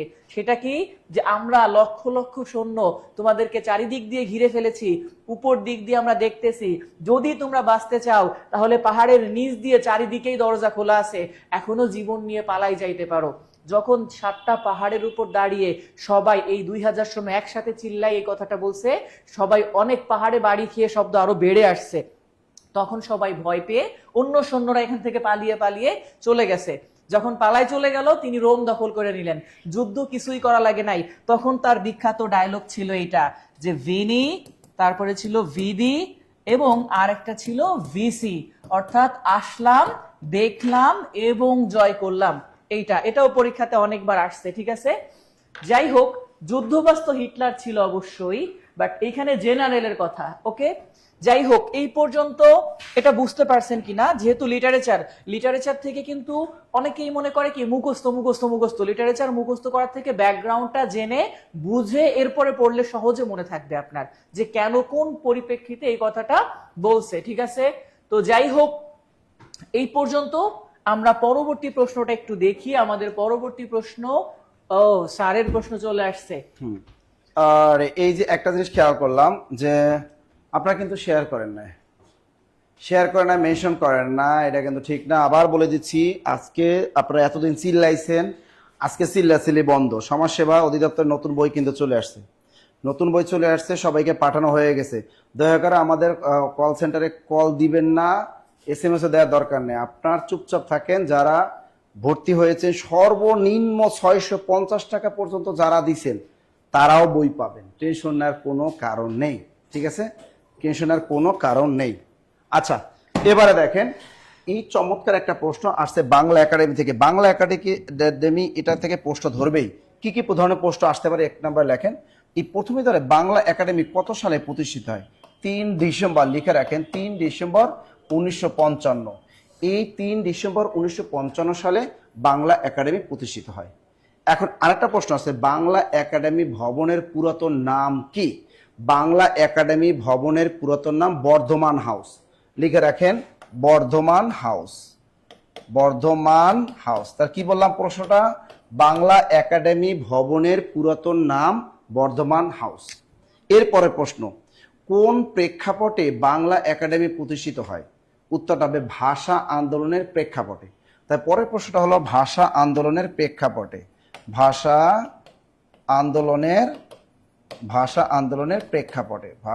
আন্দোলনের প্রেক্ষাপটে কি হয়, এই বাংলা একাডেমি প্রতিষ্ঠিত হয়। আর একটা প্রশ্ন, বাংলা একাডেমিকে কি বলা হয়? বাংলা একাডেমিকে বলা হয় জাতির মননের প্রতীক। লিখে রাখেন, বাংলা একাডেমিকে বলা হয় জাতির মননের প্রতীক। দ্রুত লেখো, জাতির মননের প্রতীক বলা হয় কাকে? বাংলা একাডেমিকে। এরপরে প্রশ্ন হলো, বাংলা একাডেমি থেকে প্রকাশিত দুইটা পত্রিকা, 6টা পত্রিকা, বাংলা একাডেমি থেকে মোট কতগুলো পত্রিকা প্রকাশ পায়? বাংলা একাডেমি থেকে মোট 6টি পত্রিকা প্রকাশ পায়। কয়টি? 6টি পত্রিকা প্রকাশ পায়। এরপরে প্রশ্ন পরীক্ষা আসে, ধান শালিকের দেশ, বাংলা একাডেমি থেকে প্রকাশিত ধান শালিকের দেশ কোন ধরনের পত্রিকা? ধান শালিকের দেশ কোন ধরনের পত্রিকা? কিশোর সাহিত্য পত্রিকা ধান শালিকের দেশ। লিখে রাখেন, ধান শালিকের দেশ। তো এই ধান শালিকের দেশ এটি কোন ধরনের পত্রিকা? এটা কিন্তু পরীক্ষা আসে, এটা হলো কিশোর সাহিত্য পত্রিকা। আর একটা পত্রিকা আসে উত্তরাধিকার, কোন ধরনের পত্রিকা? উত্তরাধিকার আগে কিন্তু ছিল বাংলা একাডেমি থেকে প্রকাশিত উত্তরাধিকার ছিল একটা ত্রৈমাসিক পত্রিকা, এখন উত্তরাধিকার হয়ে গেছে মাসিক পত্রিকা। তা বাংলা একাডেমি থেকে প্রকাশিত উত্তরাধিকার, বাংলা একাডেমি থেকে প্রকাশিত উত্তরাধিকার এটা কোন ধরনের পত্রিকা? এটা একটা বেবি পত্রিকা, মানে শিশুদের পত্রিকা। সেটা হলো ত্রৈমাসিক ছিল, বর্তমানে এটা হলো মাসিক পত্রিকা। আর ধান শালিকের দেশ এটা হলো বর্তমানে ত্রৈমাসিক পত্রিকা। ভেরি ভেরি ইম্পর্টেন্ট, খেয়াল রাখবেন। ধান শালিকের দেশ এটা হলো কিশোর সাহিত্য পত্রিকা এবং এটা হলো ত্রৈমাসিক পত্রিকা, 3 মাস পর পর প্রকাশ পায়। এবং বাংলা একাডেমি থেকে প্রকাশ পায় উত্তরাধিকার, এটা হলো মাসিক পত্রিকা, এটা বেবিদের পত্রিকা, মানে শিশুদের পত্রিকা। ক্লিয়ার? এরপরে প্রশ্ন আসে যে বাংলা একাডেমি পুরস্কার কবে থেকে প্রবর্তিত হয়? বাংলা একাডেমি পুরস্কার চালু করা হয় 1960 সাল থেকে। আর একটা পরীক্ষায় প্রশ্ন আসে যে বাংলা একাডেমি প্রাঙ্গণে বই মেলা চালু হয় কত সালে? বাংলা একাডেমি প্রাঙ্গণে বই মেলা চালু হয় 1972 সাল থেকে, এবং এটা চালু করেন কে? সর্দার জয়নুদ্দিন। তা বাংলা একাডেমি প্রাঙ্গণে প্রথম বই মেলা চালু করেন কে? সর্দার জয়নুদ্দিন। বাংলাদেশে প্রথম বই মেলা চালু করেন কে? সর্দার জয়নুদ্দিন। এই বাংলা একাডেমি প্রতিষ্ঠার স্বপ্ন দ্রষ্টা কে ছিলেন? ডক্টর মোহাম্মদ শহীদুল্লাহ। আপনাকে লিখতে পেরেছেন? আমি এতগুলো প্রশ্ন বললাম, এগুলো লিখতে পেরেছেন? এই বাংলা একাডেমি থেকে যে কয়টা প্রশ্ন আসবে সব কয়টা কিন্তু এর বাইরে আসতো না। পারবেন তো? তার আমি কি বললাম? বাংলা একাডেমি প্রতিষ্ঠিত কত সালে? 3 ডিসেম্বর 1955 সালে। বাংলা একাডেমি ভবনের পুরাতন নাম বর্ধমান হাউস। কোন প্রেক্ষাপটে বাংলা একাডেমি প্রতিষ্ঠিত হয়? ভাষা আন্দোলনের প্রেক্ষাপটে। জাতির মননের প্রতীক বলা হয় কাকে? বাংলা একাডেমিকে। বাংলা একাডেমি প্রাঙ্গণে বইমেলা চালু হয় কত সালে? 1972 সালে। চালু করেন কে? সর্দার জয়নুদ্দিন। এরপরে আমি কি পড়াইলাম? বাংলা একাডেমি থেকে প্রকাশিত পত্রিকার সংখ্যা 6টি। তার ভিতরে ধান শালিকের দেশ কোন ধরনের পত্রিকা? ত্রৈমাসিক পত্রিকা। এবং উত্তরাধিকার কোন ধরনের পত্রিকা? এটা মাসিক পত্রিকা। এবার বাংলা একাডেমি পুরস্কার চালু করা হয় কত সালে? 1960। ক্লিয়ার? ওকে, আমরা পরের প্রশ্নটা আমরা একটু পড়ে যাই। এই চরিত্র থেকে প্রশ্ন কিন্তু আসেই, তাই না? বিসিএস বলো, প্রাইমারি বলো, নিবন্ধন বলো, 10 থেকে 20তম গ্রেড বলো, এগুলো কিন্তু আসে। বলো তো এটা কি? তা নগেন্দ্রনাথ ও কুন্দনন্দিনী, গতকালে পড়েছিলাম নগেন্দ্রনাথ ও কুন্দনন্দিনী, কুন্দনন্দিনী, এটা কোন উপন্যাসের চরিত্র? এটা বঙ্কিমের 20 বৃক্ষ উপন্যাসের চরিত্র। তা 20 বৃক্ষ উপন্যাসটাকার আমাদের বঙ্কিমচন্দ্র চট্টোপাধ্যায়। আপনারা উত্তরটা বলতে থাকেন যে ভ্রমর ও রোহিণী কোন উপন্যাসের চরিত্র? ভ্রমর ও রোহিণী কোন উপন্যাসের চরিত্র? বলতে পারেন ভ্রমর ও রোহিণী কোন উপন্যাসের চরিত্র? দ্রুত বলেন। হ্যাঁ, আমি একটা কিন্তু আপনার বাদ দিয়ে দিছি অলরেডি, 20 বৃক্ষ, কারণ 20 বৃক্ষ উপন্যাসের প্রধান চরিত্র নগেন্দ্রনাথ ও কুন্দনন্দিনী। এরপর দেখেন গৃহদাহ উপন্যাসও কিন্তু পরকীয়া প্রেম নিয়ে লেখা। এই গৃহদাহ উপন্যাস শরৎচন্দ্র চট্টোপাধ্যায়ের। এই গৃহদাহ উপন্যাসের কি সুরেশ ও অচলা, গতকালে আমি পড়েছিলাম সেটাকে সুরেশ ও অচলা। তা সুরেশ ও অচলা কোন উপন্যাসের চরিত্র? সেটা হলো শরৎচন্দ্র চট্টোপাধ্যায় গৃহদাহ উপন্যাসের বিখ্যাত চরিত্র। গৃহদাহ উপন্যাসটা কার? আমাদের শরৎচন্দ্র চট্টোপাধ্যায়। তা দুইটা আমি বলেই দিলাম, এবার বলেন উত্তর কোনটা, উত্তর কোনটা বলেন। যে অনেকে বলছে চোখের বালি, এই চোখের বালি হলো বাংলা সাহিত্যের প্রথম মনস্তাত্ত্বিক উপন্যাস বলা হয়। এই চোখের বালি এটা হলো আমাদের রবীন্দ্রনাথ ঠাকুরের কার লেখা, এটা আমাদের রবি ঠাকুরের বিখ্যাত একটা উপন্যাস চোখের বালি। তো এই চোখের বালি উপন্যাসের বিখ্যাত চরিত্র কি বলতে পারবা? মহেন্দ্র ও বিনোদিনী, বিখ্যাত চরিত্র মহেন্দ্র। তাই মহেন্দ্র ও বিনোদিনী, বিনোদিনী। তা মহেন্দ্র এটাও কিন্তু চমৎকার পরকীয়া প্রেম আছে, কারণ এখানে যে মানে হাজবেন্ড মারা যাওয়ার পরে তার যে যৌবনের জ্বালায় টিকতে পারে না, সেই যৌবনের চাহিদা মেটানোর জন্য যায় কার কাছে? এই যে মহেন্দ্রর কাছে, তাই না? এই যে দেখেন মহেন্দ্র ও বিনোদিনী কোন উপন্যাসের চরিত্র? চোখের বালি, চোখের বালি যেটাকে বলা হয় বাংলা সাহিত্যের প্রথম মনস্তাত্ত্বিক উপন্যাস। এবারে দেখেন আমাদের রবীন্দ্রনাথ ঠাকুর রচিত এটা, এর উপন্যাস অবলম্বনে কিন্তু চলচ্চিত্র নির্মিত হয়েছে। এবার দেখো গৃহদাহ, শরৎচন্দ্র চট্টোপাধ্যায় বিখ্যাত একটা উপন্যাস গৃহদাহ। এই উপন্যাসের বিখ্যাত চরিত্র সুরেশ ও অচলা, এটাও কিন্তু পরকীয়া প্রেম নিয়ে করা। এরপর আসে বিষ বৃক্ষ, বঙ্কিমচন্দ্র চট্টোপাধ্যায় বিখ্যাত উপন্যাস বিষ বৃক্ষ। এই উপন্যাসের বিখ্যাত চরিত্র নগেন্দ্রনাথ ও কুন্দনন্দিনী, নগেন্দ্রনাথ ও কুন্দনন্দিনী। এবার আসি ভ্রমর ও রোহিণী কোন উপন্যাসের চরিত্র? এটা হলো আমাদের বঙ্কিমচন্দ্র চট্টোপাধ্যায়ের কৃষ্ণকান্তের রহিল উপন্যাসের চরিত্র। লিখছেন সবাই? লিখেছেন ভাই? জব বেটিসিনি ক্লাসগুলো করেন, বুঝছেন? নিজেদের দায়িত্ব থেকে হলো একটু শেয়ার করেন, একটু মেনশন করেন প্রিয়জনকে। দেখেন এত ডিপলি প্রশ্নগুলো আপনাদেরকে আমরা ডেলিভার দিতেছি, লিটারেচার পড়াচ্ছি, সাহিত্য পড়াচ্ছি। কোন প্রতিষ্ঠানে দেখছেন যে এত ডিপলি প্রশ্ন পড়ায়? খালি প্রশ্ন টুস করে পড়ায়, আর আমরা একটা প্রশ্নের ভিতরে আরো 5 থেকে 6টা প্রশ্ন তথ্য আমরা আপনাদেরকে দিই। এটি গুণে দেখেন, যদি প্রতিদিন আমরা 20টা প্রশ্ন পড়াই, নিম্ন 100 থেকে 150 প্রশ্ন পড়াই ফেলে আপনাদেরকে। দেখি আমরা পরের প্রশ্নটা আপনাদের জন্য কি অপেক্ষা করতেছে। নিশ্চিত ইংরেজি আসবে। ও চমৎকার চমৎকার চমৎকার। একটা জিনিস আমি দেখি যে অনেক টিচাররা ইংরেজিতে শুধু ব্যাকরণ, খালি ভয়েস চেঞ্জ, আর্টিকেল, এই কোশ্চেন নিয়েই ব্যস্ত থাকে। খালি আর্টিকেল, প্রিপোজিশন, যা পারে ওইটাই মানে ঢোলতাবলা বাজায়। এগুলো কারা করে জান? অর্থাৎ আপনি দেখবেন যে টিচার অনলাইনে শুধু ইংরেজি ব্যাকরণ পড়াবে, 100% ধরে না সে কখনো ইংরেজি ডিপার্টমেন্টে পড়াশোনা করে না। এটা নিশ্চিত গ্যারান্টেড দিয়ে আমি বলতে পারি। কারণ যে শিক্ষক ইংরেজি ডিপার্টমেন্টে পড়াশোনা করছে সে আবার লিটারেচার পারবে না কেন? তার তো লিটারেচার থাকবে ধুমতারাক্কা মুখস্থ, অথচ আমরা লিটারেচার পড়ি না। স্যার হাবিব স্যার, এটা কিন্তু চমৎকার একটা লিটারেচারের প্রশ্ন না, এটা গ্রামারের প্রশ্ন স্যার। এটা গ্রামার দিছে? হ্যাঁ, ওকে স্যার, এটা একটু বুঝিয়ে দেন। এখানে বলা হয়েছে প্রশ্নতে a reward has been announced for the employees who dash. এখন এই যে অংশটা যেই আমাদের এখানে দেওয়া আছে, এটা রাইট ফর্ম অফ ভার্ব অথবা সাবজেক্ট ভার্ব এগ্রিমেন্টের টপিক, দুইটা জায়গায় এটা আলোচনা করা আছে। তো আপনাদের কাছে প্রশ্ন, আপনারা যেহেতু উত্তর এখানে অলরেডি করছেন, তো একটু উত্তর তো করতেছেন, আমি সেটা অবশ্যই আলোচনা করে দিব। তার আগে আসি আমরা, এখানে হু লেখা আছে। প্রথমত আসি স্যার হু, এবং এর সঙ্গে যুক্ত হয়ে থাকে হোয়াট, এর সঙ্গে যুক্ত হয়ে থাকে হুইচ, এর সঙ্গে যুক্ত হয়ে থাকে হুম। এই যে ওয়ার্ডগুলা এবং এর সঙ্গে যুক্ত হয় দ্যাট, এইগুলাকে বলা হয়ে থাকে রিলেটিভ প্রোনাউন। এখানে হু তো অলরেডি আছে, এদেরকে কি বলে? Relative pronoun, relative pronoun. এখন আমি যে প্রশ্নটা দিয়েছি, আমি একটু কমেন্টের দিকে তাকালে বুঝতে পারবো যে এই প্রশ্নগুলা কি পরিমাণে ভুল করে মানুষ। ঠিক আছে,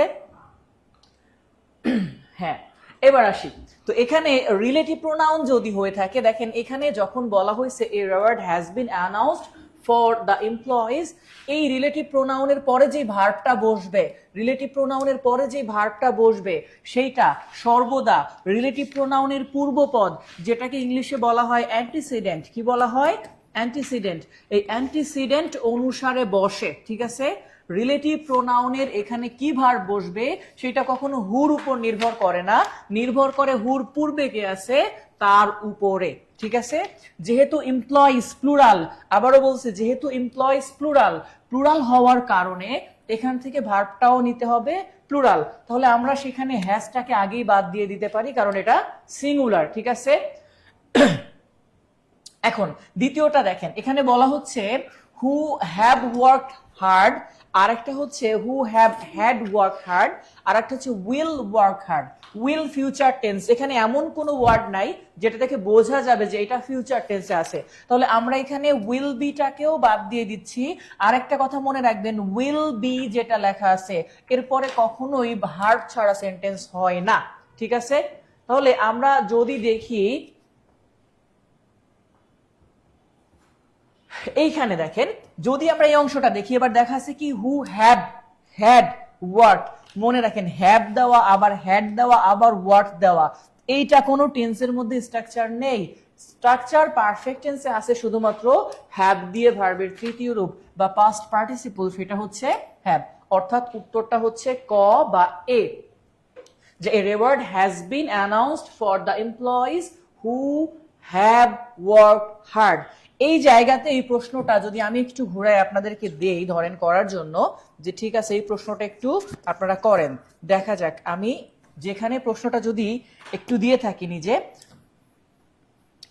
এই যে এই টাইপের দেখবেন লেখা আছে ইট ইজ আই, এরপর লেখা থাকে হুর পর একটা গ্যাপ থাকে, এরপর ধরেন আ স্টুডেন্ট এরকম থাকবে প্রশ্ন। তো তখন আমরা এই জায়গাতে কি ব্যবহার করব, এম নাকি ইজ, হুর পরে কি বসবে বলেন।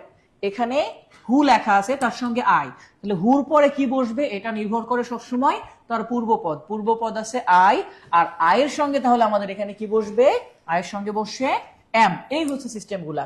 এরকম ইউ থাকলে আমরা তাহলে সেখানে লিখতাম ইট ইজ ইউ হু আর, এই টাইপের আসবে। আশা করি বুঝতে পেরেছেন, ঠিক আছে।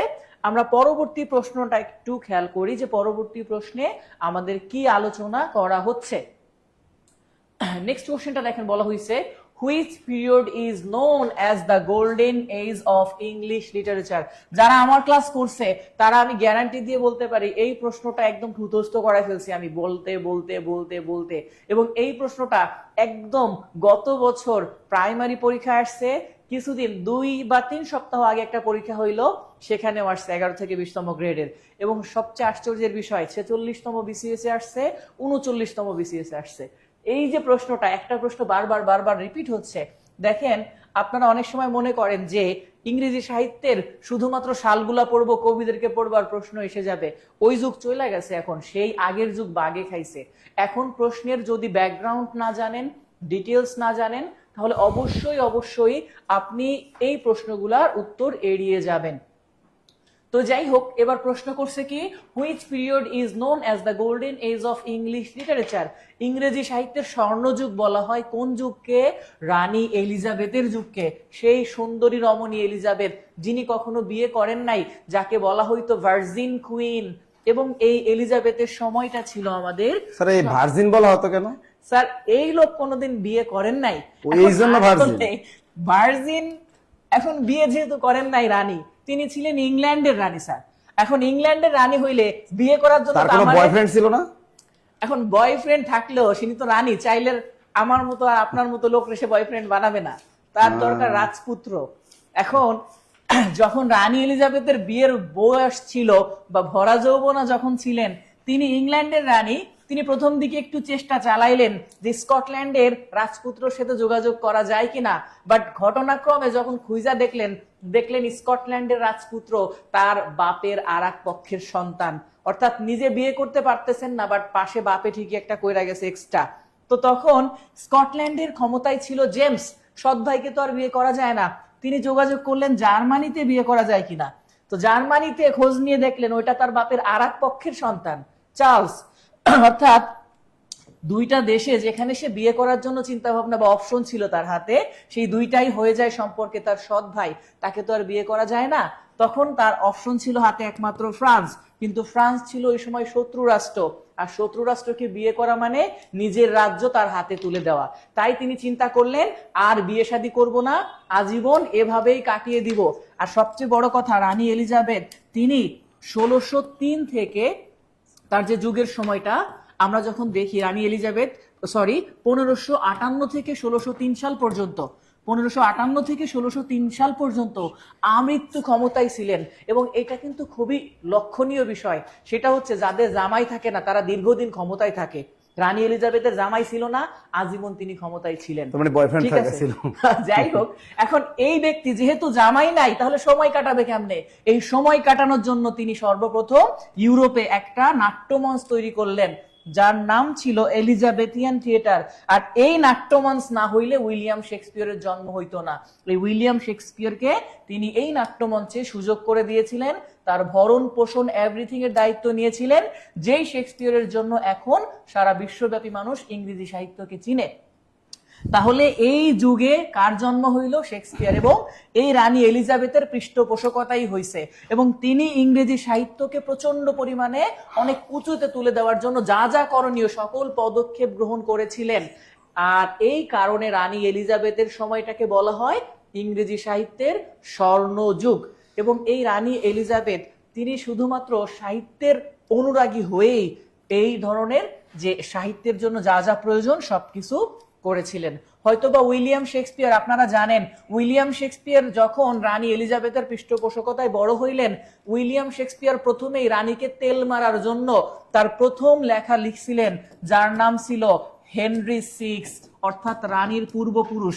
হয় আপা, না হলে আপার বাপ, ক্ষমতায় যে থাকবে তাকে তেল দিয়েই চলতে হবে। তো যখন রানী এলিজাবেথ ক্ষমতায় ছিল, শেক্সপিয়ার তখন সর্বপ্রথমেই রানীকে খুশি করার জন্য লিখলেন হেনরি সিক্স, এরপরে লিখছিলেন হেনরি এইট, তারপরে হেনরি ফাইভ, ভিন্ন ভিন্ন অংশ ছিল।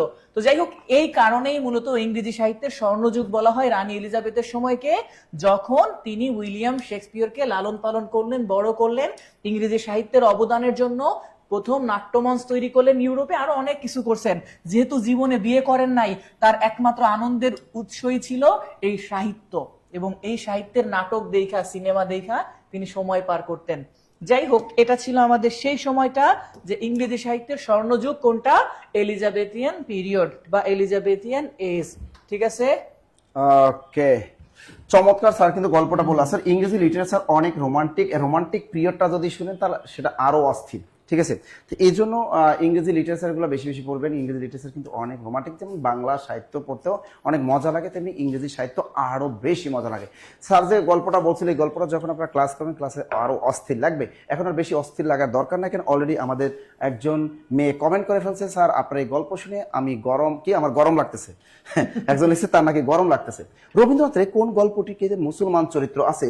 এই রবীন্দ্রনাথ ঠাকুরের বিখ্যাত গল্প কিন্তু আছে। তার প্রধান গল্প আমরা জানি, রবীন্দ্রনাথ ঠাকুরের প্রথম প্রকাশিত গল্পের নাম ভিখারিণী, বয়স্কে রসকেরি মুদনাদিকার। তো এটা হলো রবীন্দ্রনাথ ঠাকুরের প্রথম প্রকাশিত গল্প, সেটার নাম হলো ভিখারিণী। তার আরো বিখ্যাত বিখ্যাত গল্প আছে, সেটা আমরা জানি। তার ভিতরে অন্যতম হলো পোস্ট মাস্টার। এটা কিন্তু পরীক্ষায় বারবার আসে। এই পোস্ট মাস্টার গল্পের বিখ্যাত চরিত্র হলো রতন। এটা কিন্তু পরীক্ষায় বারবার আসে যে পোস্ট মাস্টার গল্পের বিখ্যাত চরিত্র কি? রতন। এরপর আরো একটা তার বিখ্যাত আছে কি জানো, ছুটি। তার একটা বিখ্যাত গল্প আছে ছুটি, এবং ছুটি গল্পের বিখ্যাত চরিত্র হলো ফটিক। আমরা ছোটবেলা থেকে এই গল্পটা কিন্তু পড়ে আসছি। Very very important, very very important. তাহলে এখানে বলছে এক রাত্রি হৈমন্তী, এখানে কিন্তু সমাপ্তি। এটাও রবি ঠাকুরের একটা ছোট গল্প, হৈমন্তী। আমরা জানি হৈমন্তী গল্পের বিখ্যাত চরিত্র অপু এবং গৌরী শঙ্কর।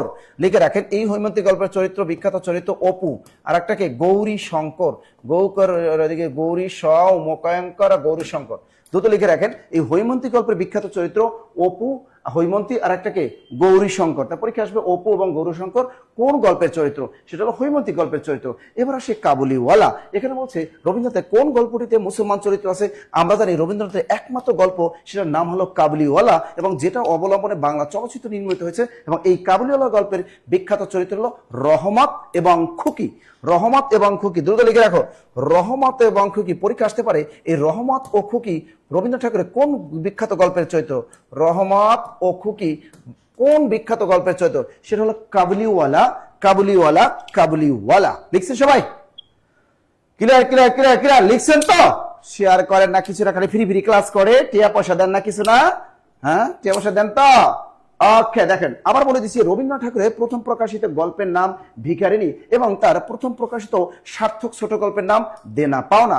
লিখে রাখেন, দেনা পাওনা। তার প্রথম প্রকাশিত সার্থক ছোট গল্প, রবীন্দ্রনাথ ঠাকুরের প্রথম সার্থক ছোট গল্পের নাম দেনা পাওনা।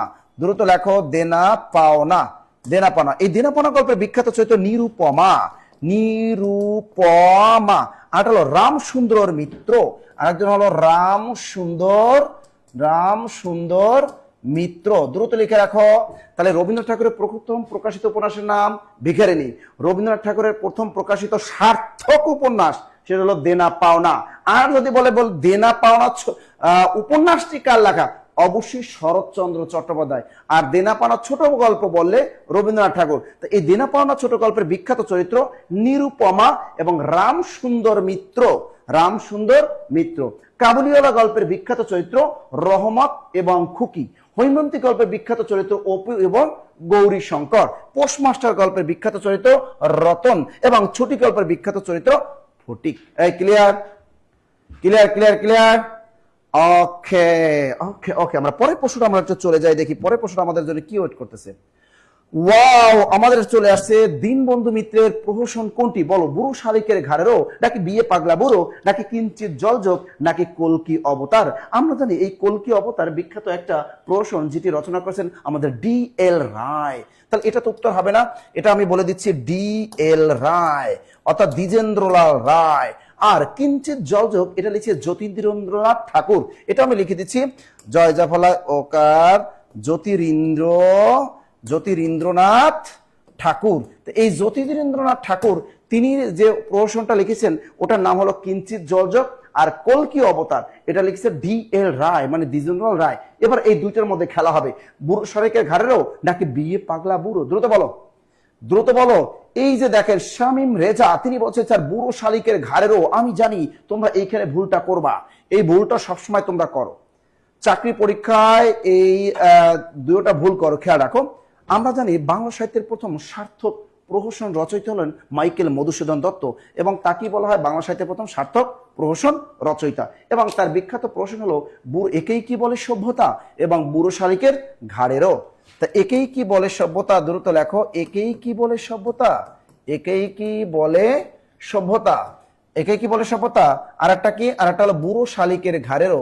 এই দুইটা কি বলা হয় বাংলা সাহিত্যের প্রথম সার্থক প্রহসন, এবং এই দুইটা প্রহসন রচনা করেছেন আমাদের মাইকেল মধুসূদন দত্ত। অপরদিকে বিয়ে পাগলা বুড়ো এবং সদবার একাদশী এবং জামাই বারিক, দ্রুত লেখো জামাই বারিক, জয়কার যা ময়কার মা রস্যই, জামাই বয়কার বা রয় রস্যিকার কা, জামাই বারিক। আর একটা আছে সধবার একাদশী। তা লিখে রাখেন জামাই বারিক, সদবার একাদশী এবং বিয়ে পাগলা বুড়ো, এই তিনটা বিখ্যাত প্রহসনের রচয়িতা আমাদের দীনবন্ধু মিত্র। তার উত্তরটা হবে বিয়ে পাগলা বুড়ো। কি লিখেছেন কথা কন্যাকা সাহিত্য দেখছেন কাহাকে বলে। তাহলে একেই কি বলে সভ্যতা ও বুড়ো শালিকের ঘাড়েরও কার লেখা? মাইকেল মধুসূদন দত্তের। বিয়ে পাগলা বুড়ো, সদবার একাদশী, জামাই বারিক, এই তিনটে প্রহসন কার লেখা? আমাদের দীনবন্ধু মিত্র। কিঞ্চিত জলযোগ প্রহসনটি কার লেখা? জ্যোতিরিন্দ্রনাথ ঠাকুর। এবং কল্কি অবতার প্রবন্ধটি কার লেখা? দ্বিজেন্দ্রলাল রায় মানে D.L. রায়। ক্লিয়ার সবাই? স্যার এই প্রশ্নটা প্রাইমারি পরীক্ষা আসছিল, এই যে দেখেন, বুঝেন না? বুঝতে হবে খালি ব্যাকরণ পড়েন, সাহিত্য দেখবেন কাহাকে বলে। প্রাইমারি প্রধান শিক্ষক নিয়ে পরীক্ষা দিবেন না, তখন টেটটা পাবেন। স্যার এটা আবার ইংরেজি প্রশ্ন চলে আসলো, হাবিব স্যারের আগমন। ওকে, হ্যাঁ, নীল দর্পণ। আচ্ছা, পরের প্রশ্নটা আসে কন্ডিশনাল সেন্টেন্স থেকে। কন্ডিশন একটাই কন্ডিশন। আজকে আপনারা ক্লাস যারা শেয়ার দিচ্ছেন, সর্বোচ্চ শেয়ারকারী, মেনশনকারী, তাদের কিন্তু একটা কন্ডিশন আপনাদের দেওয়া ছিল আজকে, যে আপনাদেরকে একটা বই দেওয়া হবে, একটা না, দুইটা না, তিনটা না, চারটা বই দেওয়া হবে, এবং নাসির স্যারের সব একদম তাজা ফ্রেশ বই যেগুলো আজকে আসছে। ঠিক আছে, তো যাই হোক, বিয়ে পাগলা বুড়ো আপনারা পড়ছেন এত সময়। এখন আমরা পাগল থেকে ভালো জায়গায় চলে আসি, যেখানে আমাদের প্রশ্নটা ছিল ইফ, এরপরে আই দেওয়া আছে, সাবজেক্ট যেটা দেওয়া। আমরা কোনো কন্ডিশনাল সেন্টেন্স যখন পাই, এই কন্ডিশনাল সেন্টেন্সের ব্যাপারটা হচ্ছে যে কোনো কন্ডিশনাল সেন্টেন্স, বিশেষ করে যে কোনো কন্ডিশনাল সেন্টেন্সে যখন কোনো ধরনের ভার্ব আসে, সেই ভার্বটা যদি পাস্ট টেন্সে হয় আর সেটা যদি বি ভার্ব হয়, তাহলে বি ভার্ব কখনোই কারো ধার ধারে না। সে সবসময় সাবজেক্ট যেই হোক ওয়্যার বসে। কি বসে? ওয়্যার বসে। কখন ওয়্যার বসবে? যখন সেন্টেন্সের শুরুতে ইফ থাকবে, যখন সেন্টেন্সে লেখা থাকবে অ্যাজ ইফ, যখন সেন্টেন্সে লেখা থাকবে অ্যাজ দো। তাহলে এই যে ওয়ার্ডগুলা অ্যাজ ইফ, অ্যাজ দো অথবা শুধু ইফ যদি কখনো কোনো সেন্টেন্সে থাকে, তাহলে ওই সেন্টেন্সের বি ভার্ব পাস্ট টেন্সে সর্বদা ওয়্যার বসে। তখন যদি হিও হয়, হির সাথে ওয়াজ বসার কথা, বাট ইফ থাকলে তখন হির সাথে ওয়্যার ব্যবহার করা হবে। বুঝতে পারছেন আমার কথাটা? তাহলে ইফ এর পর এখানে কি হবে, ওয়্যার হবে, কি হবে, ওয়্যার হবে। আপনারা অলরেডি উত্তর করে ফেলেছেন, গ নাম্বার উত্তর বা সি, এখানে উত্তরটা হচ্ছে সি। আমরা পরবর্তী প্রশ্নটা একটু খেয়াল করি যে পরবর্তী প্রশ্নটা কি ছিল, এটা গ্রামারের কন্ডিশনাল সেন্টেন্স থেকে আসছে। আচ্ছা, এরপরে লিটারেচার আবারও চলে আসছে, উইলিয়াম, উইলিয়াম অনেকেই বলে শেক্সপিয়ার, এটা নট শেক্সপিয়ার, উইলিয়াম শেক্সপিয়ার। ওকে, তো উইলিয়াম শেক্সপিয়ার থেকে চলে আসছে কি, দেখেন, দি টেম্পেস্ট ইজ রিটেন বাই, কে লিখেছেন, আমি অলরেডি নামটা বলে ফেলেছি, কে লিখেছেন, কে লিখেছেন, দ্য টেম্পেস্ট যিনি লিখেছেন, এটা ছিল তার শেষ লেখা। টেম্পেস্ট শব্দের অর্থ পরীক্ষাতে আসছিল, টেম্পেস্ট শব্দের অর্থ প্রচন্ড ঝড়, প্রচন্ড ঝড়। আর যে ব্যক্তি লিখেছিলেন তিনি ছিলেন টাক মাথার মানুষ, ওই প্রচন্ড ঝড়ের মধ্যে ঢাড়া পড়া মরে গেছিলেন, তাই আর লিখতে পারেন নাই, এই জন্য এটা ছিল শেষ লেখা। যখন আমরা ক্লাস করতাম তখন এভাবেই বুঝিয়েছিলাম। তাহলে এই দি টেম্পেস্ট এটা লিখেছিলেন আমাদের উইলিয়াম শেক্সপিয়ার, ঠিক আছে, উইলিয়াম শেক্সপিয়ারের শেষ লেখা এটা ছিল দ্য টেম্পেস্ট। দ্য টেম্পেস্টের অর্থ হচ্ছে প্রচন্ড ঝড়। পরীক্ষাতে দেখেন প্রশ্ন কয়ভাবে আসছে, শেক্সপিয়ারের শেষ লেখার নাম কি, দি টেম্পেস্ট, টেম্পেস্ট শব্দের অর্থ কি, প্রচন্ড ঝড়, আবার এটা কে লিখেছেন, উইলিয়াম শেক্সপিয়ার। বুঝতে পারছেন আমার কথাটা, প্রশ্নটা বুঝতে পারছেন? হ্যাঁ, 12 নম্বরের উত্তর ডি। ওকে ফাইন, আমরা পরবর্তীতে একটু যাই, পরবর্তী প্রশ্নটা আমাদের কি বলতেছে দেখা যাক।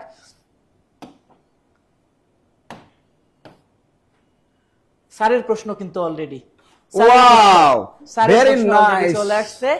হ্যাঁ, nice and attractive, very nice and attractive. এই বিখ্যাত উক্তিটি কার? ইংরেজি সাহিত্যের বিখ্যাত উক্তি, কে বলতে পারেন?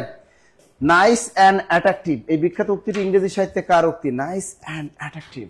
তার আধুনিক বাংলা সাহিত্যের প্রথম বিদ্রোহী কবিকে, উত্তরটা আপনাদের কিন্তু বলতে হবে, কারণ এই প্রশ্নটা কিন্তু বারবার চাকরি পরীক্ষা আসে এবং বারবার আমরা ভুল করি।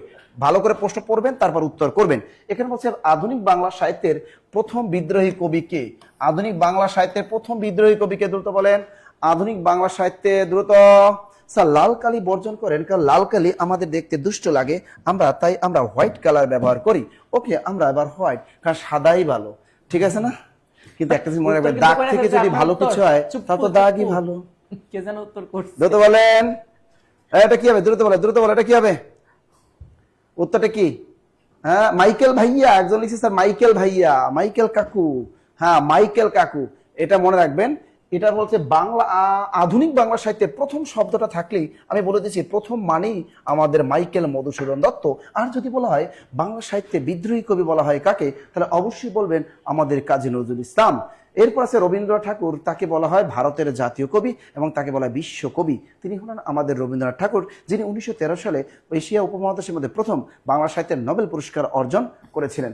এরপর আসে ফরুক আহমেদ, যিনি বাংলা সাহিত্যে চমৎকার অবদান রেখে গেছেন এবং সাত সাগরের মাঝি নামক বিখ্যাত কাব্যগ্রন্থের রচয়িতাও কিন্তু এই ফরুক আহমেদ, এবং যাকে বলা হয় মুসলিম রেনেসার কবি বলা হয় এবং মুসলিম পুনর্জাগরণের কবি বলা হয়। তা বাংলা সাহিত্যে মুসলিম রেনেসার কবি ফরুক আহমেদ এবং মুসলিম পুনর্জাগরণের কবিও বলা হয় আমাদের এই ফরুক আহমেদ।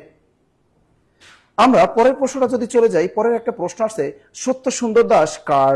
এটা দ্রুত বলো, সত্য সুন্দর দাস এটা কার ছদ্মনাম? এই ছদ্মনাম থেকে কিন্তু পরীক্ষায় প্রশ্ন কিন্তু এসেই থাকে, অবশ্যই ব্যতিক্রমগুলো বেশি বেশি করবেন। পরীক্ষায় সহজে ধরে না যে বনফুল কার ছদ্মনাম, এত সহজ সহজ প্রশ্নগুলো কিন্তু ধরে না, একটু ডিপলি ক্রিটিক্যাল প্রশ্নই কিন্তু ধরে। তা দ্রুত বলেন যে সত্য সুন্দর দাস এটি কার ছদ্মনাম? অপশন দেওয়া আছে কালীপ্রসন্ন সিংহ, যাকে হুতুম রাজা বলা হয়, মহিতুলাল মজুমদার, নাকি মালাধর বসু, নাকি কাজেম আল কুরেশি? দ্রুত বলো কোনটা হবে, কোনটা কোনটা কোনটা? এই মালাধর বসু কি জানেন? গুণরাজ খান, তার উপাধি কি? গুণরাজ, গুণরাজ খান। তা গুণরাজ খান কার উপাধি? গুণরাজ খান কার উপাধি? মালাধর বসুর উপাধি হলো গুণরাজ খান। আর কাজেম আল কুরেশি কি? এটা হলো কায়কোবাদের, এই যে দেখো কায়কোবাদের আসল নাম, গতকাল আমি এটা পড়েছিলাম, কায়কোবাদ, কায়কোবাদ। তাই এই কায়কোবাদের আসল নাম কি জানেন? কাজেম আল কুরেশি, কাজেম আল কুরেশি। মালাধর বসুর উপাধি হলো গুণরাজ খান, গুণরাজ খান। তাহলে এখানে অপশন থাকে কালীপ্রসন্ন সিংহ নাকি মহিতুলাল মজুমদার। অলরেডি উত্তরটা বলেই ফেলেছেন যে আমাদের সত্য সুন্দর দাস, স্যার এই বিখ্যাত ছদ্মনামটা হলো আমাদের মহিতুলাল মজুমদার, মহিতুলাল মজুমদার, মহিতুলাল মজুমদার। মনে থাকবে। আর একটা আছে সত্যপীর, সত্যপীর কার ছদ্মনাম বলতে পারেন? সত্যপীর কার ছদ্মনাম? সৈয়দ মুস্তফা আলী, সৈয়দ মুস্তফা আলী, সৈয়দ মুস্তফা আলী। তা সৈয়দ মুস্তফা আলীর ছদ্মনাম হলো সত্যপীর। এটাও কিন্তু পরীক্ষা আসে, ভেরি ভেরি ইম্পর্টেন্ট। তার সত্য সুন্দর দাস, কার ছদ্মনাম? মহিতুলাল মজুমদার। সত্যপীর কার ছদ্মনাম? সৈয়দ মুস্তফা আলী, সৈয়দ মুস্তফা আলী, সৈয়দ মুস্তফা আলী। ক্লিয়ার সবাই? Clear clear clear clear clear clear. তো দেখবো আজকে সে কারা পায় বই। আপনাদের বহুল কাঙ্ক্ষিত সর্বোচ্চ শেয়ার করে, এই যে দেখেন আপডেট বইটা আজকে চলে আসছে। অনেকে আপনারা কমেন্ট করছেন যে স্যার এই যে সমাজসেবার আপডেট যে বইটা আপনাদের আসছে এটা আমরা কবে পাবো? আজকে সবাইকে কুরিয়ার করা হয়ে গেছে। আগামীকাল সবাই ফোন খোলা রাখবেন, সবার সুন্দরবন কুরিয়ার থেকে কল দিবে এবং সুন্দরবন থেকে এসে আপনি বইটা নিয়ে যাবেন এবং এই বইটা থেকে আগামীকাল থেকে আপনাদের লেকচার 1 থেকে শুরু করে আবার আপনাদেরকে পড়ানো হবে, বইটা ধরে ধরে পড়ানো হবে। এই বইটা যদি আমরা শেষ করতে পারি 250 পৃষ্ঠার বইটা, তাহলে আমরা এই বইটা শেষ করব। আশা করতেছি আমাদের ক্লাসগুলো এটার আলোকে পড়বেন এবং এটা আলোকে আপনার এক্সামগুলো দিবেন ইনশাল্লাহ। টেনশন নিয়ে না, সমাজসেবায় আপনি জয়লাভ করবেন ইনশাল্লাহ, সমাজসেবায় আপনি জয়লাভ করবেন ইনশাল্লাহ। তবে এই সমাজসেবা কোর্সে যারা ভর্তি হবেন, আবার বলতেছি, তাদের ক্লাস চলাকালীন সময় মাত্র 650 টাকা দিয়ে ভর্তি হতে পারবেন। আমাদের ক্লাসটা যতক্ষণ চলবে ততক্ষণে ভর্তি হতে পারবেন 650 টাকা, মাত্র 650 টাকা দিয়ে ভর্তি হতে পারবেন। 1500 টাকার কোর্স, ক্লাস চলাকালীন ভিতরে মাত্র 650 টাকা। তার 650 টাকার সাথে এই বই একদম ফ্রি পাবেন, এক্সাম ব্যাচ একদম ফ্রি পাবেন, কুরিয়ার সার্চ একদম ফ্রি পাবেন, রেকর্ডেড ক্লাস একদম ফ্রি পাবেন, পিডিএফ গুলো একদম ফ্রি পাবেন এবং আমাদের প্রত্যেকটা বাংলা, অঙ্ক, ইংরেজি, জিকে সব ক্লাসগুলো একদম পরীক্ষার আগ পর্যন্ত একদম ফ্রি পাবেন মাত্র 650 টাকা, মাত্র 650 টাকা। ওকে ওকে ওকে ওকে ওকে ওকে ওকে আমাদের পরের প্রশ্নটা দেখি আমরা কি চলে যাই, পরের প্রশ্নটা একটু চলে যাই, পরের প্রশ্নটা একটু চলে যাই। Give the correct passive. Wow, এটা আমার না, এটা স্যারের প্রশ্ন। স্যার যারা ভর্তি হয় না, এখানে বলছে বইটা কিভাবে পেতে পারি? বইটা নিতে হলে মাত্র 650 টাকা দিলেই আপনি বই পাবেন, ক্লাস পাবেন, লেকচার সবগুলো ফ্রি পাবেন, অনলি 650 টাকা। তা যারা ভর্তি হবেন এখানে আপনার নামটা আমাদের ক্লাস চলাকালীন ভিতরে আপনি এখানে শুধু কি করবেন, আপনার ফোন নাম্বারটা দিয়ে দিবেন, আপনার ফোন নাম্বারটা দিয়ে দিবেন। এখানে আপনার কমেন্টে আমাদের প্রতিনিধিরা আপনাকে কল করবে। স্যার পরের প্রশ্নটা।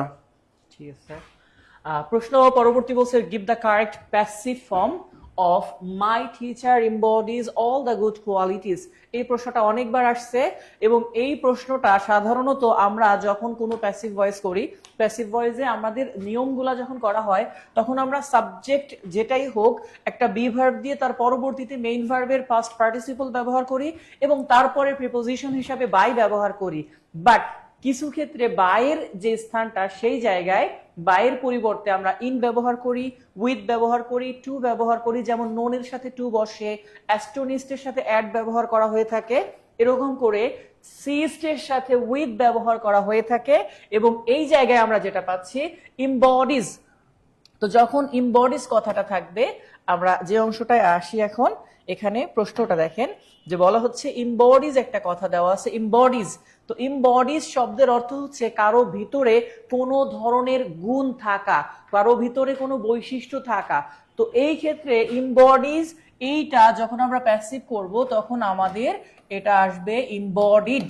ইমবডিড এটা মেইন ভার্বের তৃতীয় এর পরে যে বাইটা ব্যবহার করতাম, বাইয়ের পরিবর্তে আসবে ইন। অর্থাৎ আমার টিচারের মধ্যে এই গুণগুলা আছে। কেউ বলবে না যে আমার টিচারের দ্বারা এই গুণগুলা আছে, কি বলবে? টিচারের মধ্যে এই গুণগুলা আছে। ওকে, তাহলে কি বলবো? ইমবডিডের সাথে কি হবে? ইন ব্যবহার করা হবে। এবার দেখেন যেটা দেওয়া আছে যে all the good qualities are embodied by my teacher একটা দেওয়া আছে, ইন মাই টিচার একটা দেওয়া আছে, টু মাই টিচার দেওয়া আছে, অন মাই টিচার দেওয়া আছে। তাহলে আমাদের উত্তরটা হচ্ছে B, all the good qualities are embodied in my teacher. কি হবে? ইন মাই টিচার হবে। বুঝাইতে পারছি কি বলছি? অল দ্য গুড কোয়ালিটিস এটা শুধু ইমবডিড এর জন্য না, এটা ইমবডিড এর সাথে ইন হয়, ইনলিস্টেড এর সাথে ইন হয়, ইনলিস্টেড। ওকে, ইনলিস্টেড এর সাথেও ইন হয় এবং এছাড়া আরো একটা আছে, সেটা হচ্ছে কন্টেইনড। কন্টেইনড মানে ধারণ করা, এই কন্টেইনড এর সাথেও ইন হয়। বুঝতে পারছেন? কন্টেইনড ইন, ইনলিস্টেড ইন এবং ইমবডিড ইন, এই তিনটা ওয়ার্ডের সাথে প্রিপোজিশন বাই এর পরিবর্তে কি ব্যবহার করব? ইন ব্যবহার করব। ঠিক আছে, মনে থাকবে তো? আচ্ছা, আমরা পরবর্তী প্রশ্নটা দেখি। পরবর্তী প্রশ্নটা আমাদেরকে কি বলা হচ্ছে? Next question. হ্যাঁ, এই যে three witches are important characters in dash, তিনটা ডাইনি, তিনটা ডাইনি, এই তিনটা ডাইনি বা গোস্ট ক্যারেক্টার বলা হয় এদেরকে, একজন বিখ্যাত লেখক যার লেখার অত্যন্ত গুরুত্বপূর্ণ যেটাকে বলা হয় ইগনাইটিং ক্যারেক্টার, এই ইগনাইটিং ক্যারেক্টার হচ্ছে গোস্ট ক্যারেক্টার। কি ক্যারেক্টার? Ghost character. এই গোস্ট ক্যারেক্টার গুলা মূলত উইলিয়াম শেক্সপিয়ারের লেখার একটা অত্যন্ত জনপ্রিয় কৌশল ছিল। তার বিখ্যাত লেখা যেটা ছিল, সেই বিখ্যাত লেখা হ্যামলেটের মধ্যেও একটা গোস্ট ক্যারেক্টার ছিল। তার বিখ্যাত লেখা যেটাকে আমরা আমাদের ভাষায় বলি ম্যাকবেথ, এই ম্যাকবেথ গল্পের সবচেয়ে যেটাকে বলা হয় ইগনাইটিং ক্যারেক্টার, যে আগুন জ্বালিয়ে দেয়, আগুন জ্বালিয়ে দেয়, সেই ক্যারেক্টারই হচ্ছে থ্রি উইচেস বা তিনটা ডাইনি। তাহলে তিনটা ডাইনি বা থ্রি উইচেস এটা হচ্ছে উইলিয়াম শেক্সপিয়ারের বিখ্যাত ট্র্যাজেডি ম্যাকবেথ এর চরিত্র। বুঝা গেছে? ম্যাকবেথের চরিত্র, অর্থাৎ ম্যাকবেথের যে ওয়াইফ লেডি ম্যাকবেথ, আলটিমেটলি বাংলায় লেডি ম্যাকবেথ, ওই লেডি ম্যাকবেথ, সেই লেডি ম্যাকবেথকে পরিচিত করার জন্য তিনটা ডাইনির ভূমিকা অত্যন্ত গুরুত্বপূর্ণ ছিল। তাহলে থ্রি উইচেস বা তিনটা তিনটা ডাইনি যেটা আর কি, এই তিনটা ডাইনি কিসের গুরুত্বপূর্ণ চরিত্র বা কোন নাটকের গুরুত্বপূর্ণ চরিত্র? ম্যাকবেথ। এই তিনটা ডাইনির একটা বিখ্যাত বিখ্যাত কোটেশন আসে পরীক্ষাতে, সেটা হচ্ছে fair is foul, foul is fair. Okay, fair is foul, foul is fair. সব ভালো ভালো নয়, খারাপ থেকেও ভালো কিছু হয়। এটা হচ্ছে এই তিনটা ডাইনির বিখ্যাত উক্তি। বুঝা গেছে? হ্যাঁ, দেখতে সহজ সরল কিন্তু সাপের মতো দংশন করে। গুড, একজন বলে ফেলছে অলরেডি। আর যারা এই গল্পগুলা আমার ক্লাসে করেছে, আমি গল্পগুলা যখন বলেছি তখন সুন্দরভাবে এগুলার ডিটেলস, অর্থাৎ 250 পেজের একটা উপন্যাস হাফ পেজের মধ্যে সারমর্ম করে আমরা লিখে দিছি, এবং সেখান থেকেই প্রশ্নগুলা বারবার আসে। যারা ক্লাস করেছেন তারা এগুলা জানেন, তাই না? তো যাই হোক, এই তিনটা বা থ্রি উইচেস, তিনটা ডাইনি, এটা হচ্ছে উইলিয়াম শেক্সপিয়ারের একটা ট্র্যাজেডি যার নাম ম্যাকবেথ। তার সর্বশ্রেষ্ঠ 4টা ট্র্যাজেডির একটি সেখান থেকে নেওয়া হয়েছে। আচ্ছা, আমরা যদি পরবর্তী প্রশ্নটা একটু খেয়াল করি, নেক্সট কোশ্চেনটা কি দেওয়া আছে? মুক্তিযুদ্ধ ভিত্তিক উপন্যাস স্যারের। আচ্ছা, সবাইকে একটা সুখবর দিব। সুখবরটা কে কে শুনবেন? হাত জাগান। এই প্রশ্নটা পড়ার আগে সবাইকে একটা সুখবর দিব যে বাংলাদেশের ইতিহাসে এত সুখবর আপনি আর কখনো পান নাই। ঠিক আছে?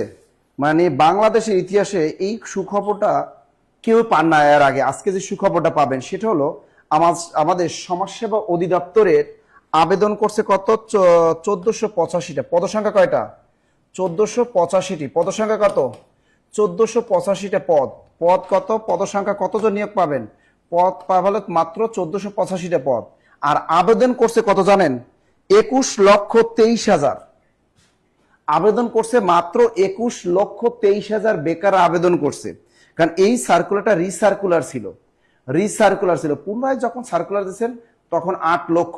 টোটাল মিলিয়ে আপনাদের আবেদন সংখ্যা মাত্র 21,23,000। কত? 21,23,000 আবেদন করছে, মাত্র 21,23,000। তা এই এরা পরীক্ষা দিবে মাত্র 21,23,067 জন। এরা হাড্ডা এবং পরীক্ষা হবে নিজ জেলায় এবং বিভাগীয় শহরে পরীক্ষা অনুষ্ঠিত হবে। আবেদন করছে মাত্র 21,23,000। কত আবেদন করছে? মাত্র 21,23,000। হ্যাঁ, আর পদসংখ্যা কিন্তু অনেক বেশি, 1485টি। পদসংখ্যা কয়টা? 1485টা। ক্লিয়ার? হ্যাঁ, ক্লিয়ার। আপনাদের সুখবরটা জানিয়ে দিলাম। সুখবরটা জানছেন? এবার আপনারা খুশি তো? সুখবরটা জানিয়ে দিলাম। হ্যাঁ, সুখবরটা জানিয়ে দিলাম। এখন আপনার চিন্তা যে আপনি কি করবেন, পড়াশোনা করবেন কি করবেন না। এটা আপনারা ভেবে দেখেন যে পড়াশোনা করবেন কি করবেন না। পড়াশোনা করবেন কি করবেন না, এই জন্য বললাম ডিপলি পড়াশোনা করেন। মনে থাকবে? হ্যাঁ, মন থাকবে। হ্যাঁ, পরীক্ষা আপনাদের জেলায় হবে। পরীক্ষা কিন্তু আপনাদের, সবাই বলেন মার হাবা, সবাই বলেন সুবহানাল্লাহ, সবাই বলেন আলহামদুলিল্লাহ। ঠিক, এগুলো বলতে হবে। ঠিক আছে? তাহলে আবার বলে দিচ্ছি, সমাজসেবায় অ্যাপ্লাই পদসংখ্যা মাত্র 1485 জন। 1485টা পোস্ট ফাঁকা। আবেদন করছে মাত্র 21,23,000। বাংলাদেশে বেকার আছে 3 কোটি। 3 কোটি বেকার আছে বাংলাদেশে। তা ওই 3 কোটি বেকার থেকে মাত্র আবেদন করছে 21,23,000। ক্লিয়ার? ওকে, তাহলে মুক্তিযুদ্ধ ভিত্তিক উপন্যাস 9 বলছে। 9 দ্রুত উত্তর। মুক্তিযুদ্ধ ভিত্তিক উপন্যাস 9 কোনটা? দ্রুত। দ্রুত এটা কি হবে, এটা কি হবে, এটা কি হবে, দ্রুত বলো এটা কি হবে। তাহলে মুক্তিযুদ্ধ ভিত্তিক উপন্যাস 9 বলছে কোনটা, 9 কোনটা, দ্রুত বলো, দ্রুত দ্রুত দ্রুত দ্রুত বলো, দ্রুত বলো, এটা কোনটা। 71 দিনগুলি, জাহানারা ইমাম, 71 দিনগুলি, এটা হলো বিখ্যাত কার, জাহানারা ইমামের। সুতরাং উত্তর হবে এটা। আর জাহান্নামতি, এটা হলো মুক্তিযুদ্ধ ভিত্তিক উপন্যাস, শওকত ওসমানের লেখা। এবং জোছনা ও জননীর গল্প, এটা মুক্তিযুদ্ধ ভিত্তিক উপন্যাস, এটা রচয়িতা আমাদের হুমায়ুন আহমেদ। এবং নেকড়ে অরণ্য, এটাও কিন্তু শওকত ওসমানের বিখ্যাত। তাহলে জাহান্নামতি বিদায় এবং নেকড়ে অরণ্য, এই দুইটা হলো শওকত ওসমান, এই দুইটা কার, এই দুইটা হলো শওকত ওসমানের মুক্তিযুদ্ধ ভিত্তিক উপন্যাস। আর জোছনা ও জননীর গল্প, এটা আমি গতকালও কিন্তু বলেছিলাম, এটা আমাদের হুমায়ুন আহমেদ। এটা কার, হুমায়ুন আহমেদ। তো হুমায়ুন আহমেদের লেখা জোছনা ও জননীর গল্প। ক্লিয়ার? মনে থাকবে তো, মনে থাকবে তো, মনে থাকবে তো। ওকে, টেনশন নেওয়ার কারণ নাই। জব মেডিসিন আপনাদের জন্য আপডেট তথ্য সমৃদ্ধ বই তো নিয়েই আসছে, নিয়েই আসছে। টেনশন নিয়েন না, টেনশন নিয়েন না, টেনশন নিয়েন না, এত চাপ নিয়েন না, চাপ নিয়েন না। প্রাণের বান্ধব রে, বুড়ি হইলাম তোর কারণে। ছোটবেলা এই গানটা অনেক শুনলাম, যে প্রাণের বান্ধব রে, বুড়ি হইলাম তোর কারণে। এই বিখ্যাত গানটিকার শাহ আব্দুল করিম, নাকি রাধা রমন, নাকি শেখ ওয়াহিদ, নাকি কুদ্দুস বয়াতি? দ্রুত বলো এটা কার, দ্রুত বলো, দ্রুত বলো এটা কার, এটা কার, এটা কার, এটা কার, দ্রুত বলো। প্রাণের বান্ধব রে, বুড়ি হইলাম তোর কারণে, এই বিখ্যাত গানটির গীতিকার কে? শাহ আব্দুল করিম, নাকি রাধা রমন, এই রাধা রমন টমন, নাকি শেখ ওয়াহিদ, নাকি কুদ্দুস বয়াতি? কোনটা হবে উত্তরটা? অলরেডি সবাই বলে দিয়েছেন যে স্যার এটা হবে শেখ ওয়াহিদ, শেখ ওয়াহিদ। আর গতকাল কিন্তু আমরা শাহ আব্দুল করিমের বিখ্যাত গানগুলো আমরা শিখেছিলাম, রোমান্টিক গানগুলা। তার এখানে হবে প্রাণের বান্ধবে বুড়ি হইলাম তোর কারণে, গানটি শেখ ওয়াহিদ, শেখ ওয়াহিদ। লিখছেন তো? এটা বিশেষ পরীক্ষা যেহেতু এসেছিল, এই জন্য এটা অন্যান্য চাকরি পরীক্ষা আসছে, যেহেতু 35তম বিশেষ পরীক্ষাটা কিন্তু এসেছিল। Which one is present perfect, এটা আমাদের স্যার দ্রুত চলে আসেন, দ্রুত দ্রুত দ্রুত দ্রুত। Which one is present perfect tense? Present perfect, perfect আমরা জানি নর্মালি সেন্টেন্সে আমাদের ভাষায় আমরা আমাদের মতো করেই জানি যে স্যার একটা হ্যাভ অথবা হ্যাজ থাকে এবং তার পরবর্তীতে ভার্বে 3 থাকে, V3 থাকে। এটা হচ্ছে প্রেজেন্ট পারফেক্টের যেই স্ট্রাকচার। এখন বিষয়টা হচ্ছে অনেক ক্ষেত্রেই আমরা কি করে থাকি, আমাদের প্রশ্নটা বলছে which one is present perfect tense. তো আমরা যখন এটাকে করে থাকি, আমরা হ্যাভ বা হ্যাজ বা হ্যাড যাই হোক, এরপরে ভার্বের তৃতীয় রূপ হিসাবে ওয়ার্ড গুলা খুঁজে থাকে। এই প্রশ্নটা কিন্তু খুবই ইজি একটা প্রশ্ন, জাস্ট একদম ইজি, এর থেকে ইজিয়েস্ট কোশ্চেন আজকে ছিল না কোনোটা। বাট এটা দেখানোর উদ্দেশ্যটা কি, অনেকেই কি করে শুধু অনেক বেশি হার্ড হার্ড হার্ড হার্ড এগুলা দেখে। কিছু প্রশ্ন আপনার জন্য খুব ইজিও থাকবে এবং এই প্রশ্নগুলাও যে আপনি ইগনোর করার চেষ্টা করবেন, সেই ধরনের প্রশ্ন মনে হয় না যে আপনার এড়িয়ে যাওয়া উচিত বা খুব সহজে যে হ্যাঁ এত নর্মাল প্রশ্ন আসবে কিনা এই সেই হ্যান ত্যান, এই জন্য জাস্ট নেওয়া। বাট একটু খেয়াল করেন, দেখেন কত জায়গায় এই প্রশ্নটা আসছে। এনবিআর এর সহকারী রাজস্ব কর্মকর্তা, সহকারী থানা উপজেলা শিক্ষা অফিসার, আরো অনেকগুলা ছিল, সব তো আর এখানে লেখা সম্ভব হয় না। আচ্ছা, তাহলে আমাদের এবার আসি হ্যাভ অথবা হ্যাজ দিয়ে ভার্বে 3। যেহেতু আই আছে, তারপরে যেগুলোর সাথে অ্যাম এবং ওয়াজ আছে এটা কেটে দিলাম। এখানে আছে হ্যাভ বিন ওয়াকিং, এটা পারফেক্ট কন্টিনিউয়াস। আমরা জানি হ্যাভ বিন বা হ্যাজ বিন এর সাথে ভার্বের সঙ্গে আইএনজি থাকলে হয় পারফেক্ট কন্টিনিউয়াস। আর যখন হ্যাভ অথবা হ্যাজ এর পরে V3 থাকে, এটাকেই বলি আমরা পারফেক্ট টেন্স। এবং এটা আমার মনে হয় না যে এখানে কারো ভুল হয়েছে। এটার উত্তর হচ্ছে ডি, যেটা হচ্ছে আমাদের প্রেজেন্ট পারফেক্ট টেন্সের স্ট্রাকচার। ওকে, এই তো, হ্যাঁ ঠিক আছে, গুড। আচ্ছা, এর পরবর্তী প্রশ্নটায় আমরা যাই, ইজি থেকেও ইজি। আর ইজি কাজে সবাই এখন বিজি আছেন, যদিও রাত 11টা পার হয়ে গেছে, কিছু করার নাই, আপনাকে জেগে থাকতেই হবে যদি ভবিষ্যতে আপনি আরামে ঘুমাইতে চান। এখন জাগবেন যত, ভবিষ্যতে ঘুমাবেন তত, ঠিক আছে? যাই হোক, এবার প্রশ্ন হচ্ছে কি বলা হচ্ছে, ওয়াটার চেঞ্জেস ভ্যাপর, ঠিক আছে? Water changes vapour. এখন দেখেন, এইটা হচ্ছে যদি কখনো কোনো ধরনের উপাদানের পরিবর্তন ঘটে, চেঞ্জ হয়, একটা উপাদান থেকে আর একটা উপাদানে পরিণত হয়, তাহলে সেক্ষেত্রে ইনটু ব্যবহার করা হয়। কি ব্যবহার করা হয়? ইনটু ব্যবহার করা হয়। অর্থাৎ যেটাকে আমরা আমাদের ভাষায় বলে থাকি রাসায়নিক পরিবর্তন না, ভৌতিক পরিবর্তন। কি ভৌতিক পরিবর্তন? এটা বিজ্ঞানের ভাষায় বলে যে ভৌতিক পরিবর্তন যদি ঘটে, পরিবর্তন যখন ঘটে, তো ভৌতিক পরিবর্তন যখন আপনার ঘটবে তখন চেঞ্জের সাথে ইনটু ব্যবহার করা হবে। হ্যাঁ, চেঞ্জ ইনটু সামথিং। এখন পানিকে যখন আমরা গরম করি বা মানে বাষ্পে রূপান্তর করি, তাহলে পানি গরম করলে সেটা অটোমেটিক্যালি 100 ডিগ্রির উপরে গেলে বাষ্পে পরিণত হয়। ওকে, তাহলে এক্ষেত্রে কি হবে? Changes into, changes into, changes into vapour. ঠিক আছে, যে পানি বাষ্পে পরিণত হয়, ওয়াটার চেঞ্জেস ইনটু ভ্যাপর। চেঞ্জের সাথে অনেকে বিভিন্ন ক্ষেত্রে ইন ব্যবহার করে থাকে, বাট সেটা করা যাবে না। চেঞ্জ ইনটু কখন হবে? যখন ভৌতিক পরিবর্তন ঘটবে। ওকে, ঠিক আছে, এই পর্যন্ত বুঝতে পেরেছি আশা করি। আমরা নেক্সট প্রশ্নটায় যাই। নেক্সট প্রশ্নটা অবশ্যই স্যারের প্রশ্ন। নেক্সট প্রশ্ন চমৎকার একটা প্রশ্ন চলে আসছে আমাদের। কোন শব্দে দ্বিস্বর ধ্বনি রয়েছে? এই দেখি এই উত্তরটা কে পারেন। কোন শব্দে দ্বিস্বর ধ্বনি রয়েছে? এটা আপনাদের কাছ থেকে উত্তর আসে। কারণ এই ধরনের প্রশ্ন কিন্তু আমি অনেকবারই কিন্তু আপনাদেরকে পড়িয়েছি যে নিচের কোন শব্দে দ্বিস্বর ধ্বনি রয়েছে, দ্রুত বলেন। অথবা যৌগিক স্বরধ্বনি রয়েছে, এরকম প্রশ্ন কিন্তু আসতে পারে। দ্রুত বলেন, নিচের কোন শব্দে দ্বিস্বর ধ্বনি আছে? উত্তরটা দিন। নাকি বলি, নাকি লাউ, নাকি ইতি, নাকি কদু? দ্রুত বলেন। উত্তরটা আশা করতেছি আপনাদের কাছ থেকে। দ্রুত উত্তরটা আশা করতেছি। দ্রুত দ্রুত দ্রুত উত্তরটা আশা করতেছি। দ্রুত। আবার বলে দিচ্ছি, আমি একটু আপনাদেরকে একটু সময় নিব। সেটা হলো যে আমাদের ক্লাস চলবে 30টা পর্যন্ত, এমসিকিউ আছে আমাদের, 21টা কেবল শেষ হলো। আবার বলে দিচ্ছি, সমাজসেবায় যারা নতুন যারা ভর্তি হবেন, সমাজসেবায় যারা নতুন যারা ভর্তি হবেন, সমাজসেবায় যারা নতুন ভর্তি হবেন তাদের জন্য বললাম আপনাদের কোর্স ফি মাত্র 650 টাকা। এই 650 টাকার সাথে আপনাদের এই বই ফ্রি, লেকচার শিটগুলো ফ্রি, আর পিডিএফ গুলা ফ্রি, তারপর আমাদের কুরিয়ার চার্জগুলো ফ্রি, ক্লাসগুলো পুরো কোর্স পরীক্ষার আগের দিন পর্যন্ত আপনার পুরো পরীক্ষা মানে একদম ক্লাস চলবে, পরীক্ষা চলবে, সকল সাবজেক্টে ফুল কোর্স একদম ফাটাফাটি ফুল কোর্স মাত্র 650 টাকা। তা যারা ভর্তি হবেন, যারা ভর্তি হন নাই এখনো, তাদেরকে বলবো তারা কি করবেন, আজকে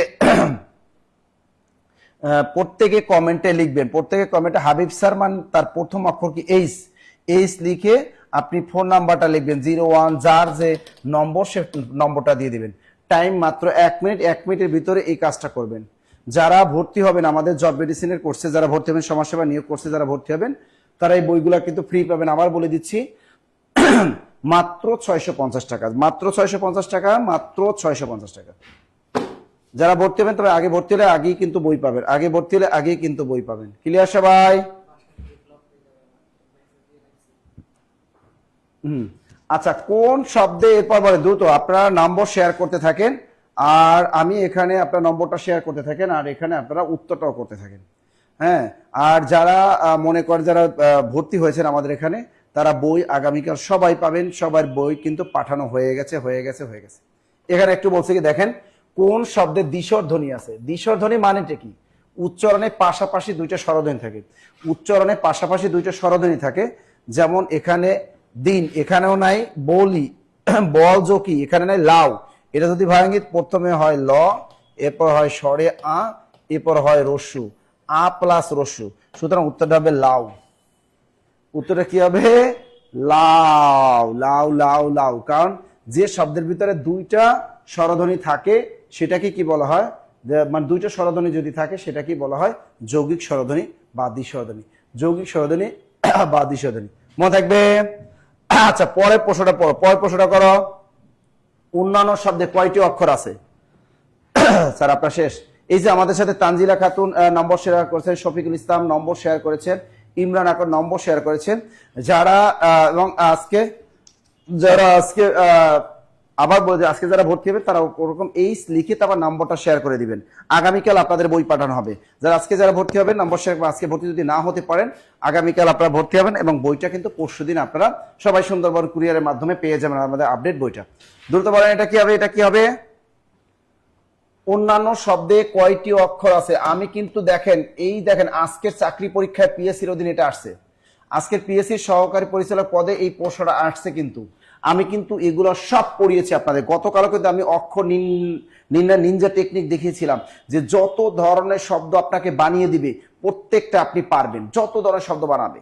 শুধু ভায়ালগুলো বের করবেন, খাস বাংলায় ভাঙবেন, শুধু মানে খাস বাংলা, যেমন অন্যান্য, ওয়েন, অন, নান, নো, এ খাস বাংলায় ভাঙবেন। ভাওয়াল কয়টা? একটা, দুইটা, তিনটা। সুতরাং অন্যান্য শব্দে অক্ষর আছে কয়টা? তিনটা, তিনটা, তিনটা। যে কোনো চাকরি পরীক্ষা আসুক আপনি পারবেনই, যে কোনো চাকরি পরীক্ষায়। যত কঠিন শব্দ থাক, যত কঠিন শব্দ। গতকাল আমি লিখেছিলাম পরীক্ষা শব্দে কয়টা অক্ষর আছে, নাতিশীতোষ্ণ মণ্ডল শব্দে কয়টি অক্ষর আছে, এগুলো কিন্তু আমি বারবার আপনাদেরকে পড়াই।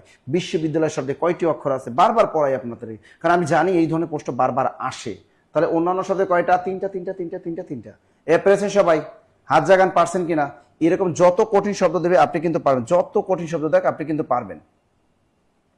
আচ্ছা, আমাদের পরে এইটা দেখেন, চৌচির উপন্যাসের লেখককে, এই দুটো বলেন। চৌচির উপন্যাসের লেখককে, দ্রুত বলেন। চৌচির উপন্যাসের লেখককে?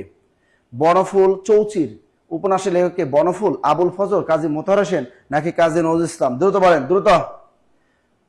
আচ্ছা, 49তম বিসিএস এর কোশ্চেন এটা। হ্যাঁ, 49তম বিসিএস এর কোশ্চেন। দ্রুত বলো, এটা কি হবে? চৌচির উপন্যাসের লেখককে? দ্রুত বলো, চৌচির উপন্যাসের লেখককে? দ্রুত বলেন, চৌচির উপন্যাসের লেখককে? দ্রুত, দ্রুত। কোন টেকনিক ফলো করলে ফ্রিতে ভর্তি হওয়া যাবে? এমন কোন টেকনিকে ফ্রি? প্রতিদিন একটা জিনিস ভালোটা প্রশ্ন করছেন, প্রতিদিন 9টা 50 মিনিটে খালি ফ্রি ক্লাস করো, তাতেই হবে। তাতে জীবনে একটা চাকরি পাবা, কোনো না কোনো কালে একটা চাকরি পাবা জব মেডিসিনের সাথে, যেটা টাকা দিয়ে অন্য প্রতিষ্ঠানে ভর্তি হতে পাবেন না। দ্রুত লেখেন। স্যার বেলা বেজে গেল 12টা। আহা রে, খেলা দেখতে হবে। বিশ্ববিদ্যালয় 5টা। ফজল, মোতাহার হোসেন, গুড। আবুল ফজল, হ্যাঁ। চৌচির একটা বিখ্যাত উপন্যাস, উপন্যাসটা লেখা হলো আবুল ফজল, আবুল ফজল, আবুল ফজল। বনফুল কার ছদ্মনাম? এটা বলতে পারো, বনফুল কার ছদ্মনাম? বনফুল কার ছদ্মনাম? বলাই চাঁদ মুখোপাধ্যায়। বলাই চাঁদ মুখোপাধ্যায়। তা বলাই চাঁদ মুখোপাধ্যায়ের বিখ্যাত ছদ্মনাম হলো বনফুল। এটা কিন্তু পরীক্ষা আসে। বনফুল কার ছদ্মনাম? বলাই চাঁদ মুখোপাধ্যায়। লিখছে সবাই? ওকে, ওকে, ওকে। আবুল ফজল। ওকে, এখন আপনাদেরকে বলবো যে আমরা জুবের ভাই সর্বোচ্চ শেয়ারকারী মেনশনকারীর তালিকা দেন। আচ্ছা, সর্বোচ্চ মেনশনকারীর তালিকা আমি দিব, তার আগে বলি, আবার বলে দিচ্ছি, যারা আমাদের সাথে যুক্ত হতে চান, সমাজসেবার পরিপূর্ণ প্রস্তুতি নিতে, আপনি জানতেই পারেন 21 লক্ষ পদপ্রার্থী আবেদন করেছে। 21 লক্ষ থেকে বাদ দেন 10 লাখ। 10 লাখ যদি পরীক্ষা দেয় তাদের সাথে আপনাকে যুদ্ধ করতে হবে। সুতরাং যুদ্ধের জন্য আপনাদের অস্ত্র লাগবে। অস্ত্র হলো এই নতুন বইটা আমরা আপনাদেরকে দিয়ে দেবো একদম। আর আমাদের ক্লাসগুলো, সকল সাবজেক্টের ক্লাস, এগুলো একদম ফ্রি পাবেন। পরীক্ষার আগ পর্যন্ত পরিপূর্ণ কোর্স করতে পারবেন আমাদের সাথে মাত্র 650 টাকা, মাত্র 650 টাকা। যারা আগামীকাল সবাই বই পাঠাই দেওয়া হবে। আজকে যারা আগে ভর্তি তাদের পাঠাচ্ছে, শুধু আপনি কি লিখবেন? কমেন্টে লিখবেন এইচ লিখে আপনার ফোন নাম্বারটা লিখে দিবেন, 017 আপনার ফোন নাম্বারটা লিখে দিবেন। আমাদের প্রতিনিধিরা আপনাদেরকে আগামীকাল কল দিবে। তাহলে আপনারা যারা ভর্তি হবেন এখানে, আপনাদের নম্বরটা আবার আমি একটু বলতেছি, আপনাদের নম্বরটা এখানে দিয়ে দেন। আপনাদের নম্বরটা এখানে, ফোন নাম্বারটা আপনারা কমেন্টে দিয়ে দেন, তাহলে কিন্তু আপনি পেয়ে যাবেন। ওকে, আর আমাদের যারা সমাজসেবা কোর্সে ভর্তি আছেন, কারা কারা একটু কমেন্টে জানান সমাজসেবা কোর্সে কারা কারা ভর্তি আছেন, এবং ক্লাসগুলো কেমন হয় একটু বলেন। কমেন্টে জানান যে আপনাদের পেইড বেজের ক্লাসগুলো কেমন হয়, টাকা দিয়ে যে ভর্তি হলেন সেখানে কেমন হয়, দ্রুত বলো। পূর্বের ভর্তি কিন্তু স্টুডেন্ট বলেন আর যাই বলেন 650 টাকা। এটা আপনাদের 650 টাকা, এটা কোনো টাকা না। 650 টাকা এটা কোনো টাকা না। আমাদের সার্ভিস চার্জ আপনারা জানেন, টিচার্স পেমেন্ট দিতে হয়। আমাদের এই যে এত ঝাঁকানাকা বোর্ড ডিজিটাল, 1,41,000 টাকা শুধু ফ্লোর ভাড়াই দিতে হয়। আমাদের কুরিয়ার, সুন্দরবন কুরিয়ারের যদি মালিকের কোনো মেয়ে থাকতো তাহলে বিয়ে করতাম, বিয়ে করে তোমাদের ফ্রিতে পাঠাইতে পারতাম, তা পারতেছি না, যেহেতু তার মেয়েটা কিছুই নাই। এই জন্য সুন্দরবন কুরিয়ারে পাঠাইতে হলে প্রত্যেকটা পার্সেলের জন্য 50 টাকা তাদেরকে দিতে হয়। তা চিন্তা করেন যে কত টাকা আমাদের খরচ আছে, এবং আপনাদের পরীক্ষার আগ পর্যন্ত আপনাদের পরীক্ষা নেওয়া লাগবে, এবং আপনাদেরকে এই যে ক্লাসগুলো দেওয়া লাগবে। আমাদের 35 জন স্টাফ আপনাদের জন্য সবসময় সেবায় নিয়োজিত থাকে। সুতরাং এইটা কোনো টাকা না, সমাজসেবার এটা আসলে কোনো টাকা না। আসলে এটার পর আর কোনো কমানোর কোনো, এই যে আমাদের বিপ্লব রায় আমাদের সাথে কিন্তু যুক্ত হয়েছে। সাইম ইসলাম অনেক সুন্দর, দূর শেষে জিলাপি খাবে না? আমি নিজেই জিলাপি খাইতে পারি না, তোমাদের খাওয়াবো। জোর ভাই দেন না, আমি নিজেই তো খাইতে পারি না, তোমাদের খাওয়াবো কি? স্যার আপনাদের ক্লাস সুপার ডুপার হয়, কেয়া সুজন ভেরি গুড স্যার, জি স্যার ভর্তি আছি, থ্যাংক ইউ স্যার, ক্লাসে ভালো, কিন্তু আরবি ক্লাস ভালো হয় না। একজন আছে আরবি ক্লাস, তোমার আরবি বানানটাই বলতে ভালো হবে কেমনে? তুমি আরবি বানান, তুমি যে কথা বললা, তোমাদের যে নিবন্ধনে আরবি ক্লাস যে স্যার নেয়, ওই স্যার হলো university first class first boy, এবং গত বছর যে কি পরিমাণ আমাদের কাছে সবচেয়ে নিবন্ধনের চাকরি হচ্ছে বেশি অ্যারাবিকের, তুমি কইতেছে ক্লাস ভালো হয় না, এটা কোনো কথা? এরপরে কোনটা? আচ্ছা দ্রুত বলো, দ্রুত বলো, দ্রুত দ্রুত দ্রুত দ্রুত দ্রুত দ্রুত দ্রুত দ্রুত। অনলি এইচ লিখে যারা নতুন ভর্তি হবেন, আগামীকাল বই সবাইকে পাঠানো হবে। এইচ লিখে আপনার ফোন নাম্বারটা লিখে দেবেন, এইচ লিখে শুধু সবাই কি করবেন, আপনার ফোন নাম্বারটা কমেন্টে লিখে দিবেন। দ্রুত দ্রুত দ্রুত। হ্যাঁ, গোলাম রাব্বানি ব্রাদার্স সমাজসেবার ক্লাস সকাল 10টায় এবং রাত 8টায়, দুই টাইমে আপনি ক্লাস করতে পারবেন, সকাল 10টা এবং রাত 8টা। আমাদের ক্লাস টাইম সকাল 10টা এবং রাত 8টা, সকাল 10টা এবং রাত 8টা। Very good very good sir, ICT class ভালো হয় না। একজন বলছে আইসিটি ক্লাসে তোমাদের এখন পর্যন্ত দেই তো নাই, আইসিটি ক্লাস তো এখন পর্যন্ত দেওয়াই হয় না। মমিনুল স্যার নেবে, টেনশন নিয়েন না, আপনাদের আইসিটি মমিনুল স্যার নেবেন, টেনশন আর কোনো কারণ নাই, আইসিটি মমিনুল স্যার পড়াবেন। আইসিটি থেকে সমস্যার প্রশ্নই আসবে খুবই কম, এবং সেগুলো মমিনুল স্যারই আপনাদের নিয়ে দিবে। আচ্ছা, আমাদের আজকের সর্বোচ্চ শেয়ারকারী, সর্বোচ্চ মেনশনকারী নাম আমি এখন আপনাদেরকে ঘোষণা করব। ওকে, দেখেন এখানে আজকে সমাজসেবা বই বিজয়ী, আজকে সমাজসেবার এই যে বই ফ্রিতে পেয়েছেন দুইজন, একজন হলো তাহিয়া আক্তার, একজন হলো তাহিয়া আক্তার। আপনারা নম্বর শেয়ার করতে থাকেন আর আমি আপনাদেরকে নামটা বলে দিই, তাহিয়া আক্তার, TAHI, তাহি ওয়াইয়া আছেন তাহিয়া আক্তার। বেবি কই তুমি? তাহিয়া আক্তার, তাহিয়া আক্তার তিনি কিন্তু আজকে সমাজসেবা বই পাবেন। তাহিয়া আক্তার তিনি জিতেছেন আমাদের সমাজসেবা বই, তিনি জিতেছেন আজকে লেটেস্ট ফিটেস্ট ব্লুটুথ মার্কা বই, সমাজসেবা বই জিতেছেন তাহিয়া আক্তার। কনগ্রেচুলেশন তাহিয়া আক্তার। এবং সমাজসেবা বই বিজয়ী আর একজন আছেন এনি খান, এনি খান, ANEY, এনি খান, তিনিও কিন্তু আজকে সমাজসেবা বই বিজয়ী, সমাজসেবা বই বিজয়ী এনি খান। এরপরে কেরিয়ার প্লাস বাংলা বই বিজয়ী যিনি আছেন, কেরিয়ার প্লাস বাংলা বই আমাদের রাব্বি আসলাম, RABBI, রাব্বি আসলাম, তিনি কিন্তু আমাদের কেরিয়ার প্লাস বাংলা বই বিজয়ী। এবং আমাদের আছে মোহাম্মদ সাজ্জাদ হোসেন, মোহাম্মদ সাজ্জাদ, SAJJAD, মোহাম্মদ সাজ্জাদ হোসেন, SOSSAN, মোহাম্মদ সাজ্জাদ হোসেন, তিনিও কিন্তু কেরিয়ার প্লাস বাংলা বই, কেরিয়ার প্লাস বাংলা বই জিতেছেন, কেরিয়ার প্লাস বাংলা বই। আপনাদের ঠিকানা আমাদের হটলাইন নাম্বার 090151950, এই নাম্বারে নাম ঠিকানা দিয়ে দিবেন। আপনার আগামীকালের ভিতরে অবশ্যই আপনি নাম ঠিকানা দিয়ে দিবেন, আপনার ঠিকানায় পৌঁছে যাবে আপনার গিফটগুলো, আপনার গিফটগুলো সব পৌঁছে যাবে। তা কে কে তাহিয়া আক্তার আছেন? আছেন বেবি, আছেন তাহিয়া আক্তার? তাহিয়া আক্তার কই গেলেন? হাত জায়গা, দ্রুত দ্রুত দ্রুত দ্রুত দ্রুত। তাহিয়া আক্তার কই গেল? তাহিয়া আক্তার তিনি পেয়েছেন, তাহিয়া আক্তার আইডির নাম, তিনি পেয়েছেন সমাজসেবা বই। এবং এনি খান তিনি পেয়েছেন সমাজসেবা বই। এনি খান নাই, এনি খান কই গেল? এনি খান কই গেল? এনি খান কই গেল? এনি খান কই গেল?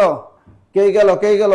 এরপর দেখো রাব্বি আসলাম, রাব্বি আসলাম কে? রাব্বি আসলাম, রাব্বি আসলাম কই? তিনি কেরিয়ার প্লাস বাংলা বই বিজয়ী রাব্বি আসলাম, দ্রুত রাব্বি আসলাম। এবং মোহাম্মদ সাজ্জাদ হোসেন, সাজ্জাদ হোসেন কই? সাজ্জাদ হোসেন কেরিয়ার প্লাস বাংলা বই, সাজ্জাদ হোসেন কেরিয়ার প্লাস বাংলা বই, সাজ্জাদ হোসেন কেরিয়ার প্লাস বাংলা বই, দ্রুত সাজ্জাদ হোসেন কেরিয়ার প্লাস বাংলা বই, দ্রুত রাখো। সাজ্জাদ হোসেন কেরিয়ার প্লাস বাংলা বই, দ্রুত রাখো, দ্রুত দ্রুত দ্রুত দ্রুত। এই দুইজন কিন্তু কেরিয়ার প্লাস বাংলা বই, আর এই দুইজন কিন্তু সমাজসেবা। আপনাদের নাম এই যে দুইজন, আবার বলে দিচ্ছি, দেখেন এখানে দেখা আছে সর্বোচ্চ শেয়ারকারী দুইজন কিন্তু, তাহিয়া আক্তার তিনি সমাজসেবা বই পাবে, রাব্বি আসলাম তিনি কেরিয়ার প্লাস বই পাবে, সর্বোচ্চ মেনশনকারী এনি খান তিনি সমাজসেবা বই পাবে, মোহাম্মদ সাজ্জাদ হোসেন তিনি কেরিয়ার প্লাস বাংলা বই পাবে। ক্লিয়ার সবাই? ওকে, ক্লিয়ার ক্লিয়ার ক্লিয়ার। ওকে ওকে ওকে, যারা এতক্ষণ আমাদের সাথে ছিলেন আর যারা এখানে উপস্থিত নাই, তারা আমাদের আগামীকালের ভিতরে নাম ঠিকানা লিখে দিবেন, নাম ঠিকানা লিখে দিবেন, নাম ঠিকানা লিখে দিবেন। ওকে, আবার বলেছে নাম ঠিকানা লিখে দেওয়ার নাম্বার, বড় করে নাম্বারটা দিয়ে দিচ্ছি আপনাদেরকে। এই নাম্বারে হোয়াটসঅ্যাপে কল দিয়ে নাম্বার দিয়ে 01901519501, এই নাম্বারে আপনারা কি করবেন?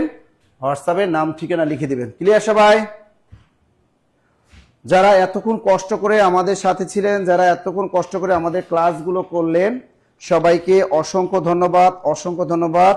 ইনশাল্লাহ দেখা হবে আগামীকাল সকাল 10টায় পেইড ব্যাচের ক্লাসে, বিকাল 3টায় বিসিএস এর ব্যাচের ক্লাসে, এবং দেখা হবে আগামীকাল রাত 8টায় আপনাদের সাথে পেইড ব্যাচের ক্লাসে, এবং রাত 9টা 50 রাত 9টা 50। আচ্ছা, এখানে অনেকে কাজ করেন কি জানেন? কপি করেন। অনেকগুলো মনে হয় অনেক শেয়ার কপি করেন। এই কপি করে যারা করেন তারা কিন্তু পায় না। অনেকে দেখায় যে অনেকগুলো শেয়ার করছে, অনেকগুলো মেনশন করছে, এরা কি করে জানেন? কপি করে আইসে বসাই দেয়। অন্যরা যেটা নামগুলো করে, এই নামগুলাই না করে, এই কপি করে বসাই দেয় অনেকগুলা। এই চোরামি যারা করে তারা কিন্তু কখনোই বই পায় না। তারা শুধু চিল্লায়, তারা কখনই, যারা কপি করবেন তারা কিন্তু বই পাবেন না। যারা কপি করে দেন তারা কিন্তু বই পাবেন না। এবং আরো কিছু হয়, যারা এর আগে একাধিক গিফট পাইছেন তাদেরকে কিন্তু আমরা একটু অ্যাভয়েড করার চেষ্টা করি। যারা একাধিক গিফট পাইছেন আমরা চেষ্টা করি সবসময় নতুনদের দেওয়ার চেষ্টা করি। যারা একবার কেরিয়ার প্লাস বাংলা বই পাইছেন, আপনার তো আরেকবার পাওয়ার দরকার নেই। তো এই জন্য আমরা কিন্তু এভাবেও কিন্তু বাছাই করা হয় অনেকবার, যে দেখা যায় যে এই লোকটা তো এর আগেও একবার দুইবার পেয়েছে গিফট, তাহলে এবার তাকে দেওয়া হবে না। এরকম কিন্তু হয়। যারা একাধিক গিফট পাইছেন তাদেরকে কিন্তু অনেক সময় অ্যাভয়েড করা হয়। ক্লিয়ার সবাই? ক্লিয়ার। হ্যাঁ, বিএম কলেজে পাবা, কলেজ লাইব্রেরির সামনে পাবা। এই যে আমাদের একজন নম্বর দিয়েছেন। ওকে স্যার, ক্লাসে জয়েন করতে পারি না, সমাজসেবায় জয়েন করতে না পারলে আমাদের হটলাইন নাম্বারে কল দিবা, 019015199509। এই হটলাইন নাম্বারে কল দিবা। যদি কোনো ক্লাস দেখতে না পাও, কোনো ক্লাসের প্রবলেমের জন্য 509 কল দিবা। ওকে, ইনশাল্লাহ তাহলে দেখা হবে। যারা আগামীকাল ভিতরে ভর্তি হবে, সকাল 10টায় ক্লাস এবং রাত 8টায় ক্লাস, ইনশাল্লাহ দেখা হবে আপনাদের সাথে আগামীকাল ক্লাসে। ভালো থাকবেন, সুস্থ থাকবেন, এই শুভকামনা আজকের মতো আপনাদের কাছ থেকে বিদায় নিচ্ছি। আল্লাহ হাফিজ।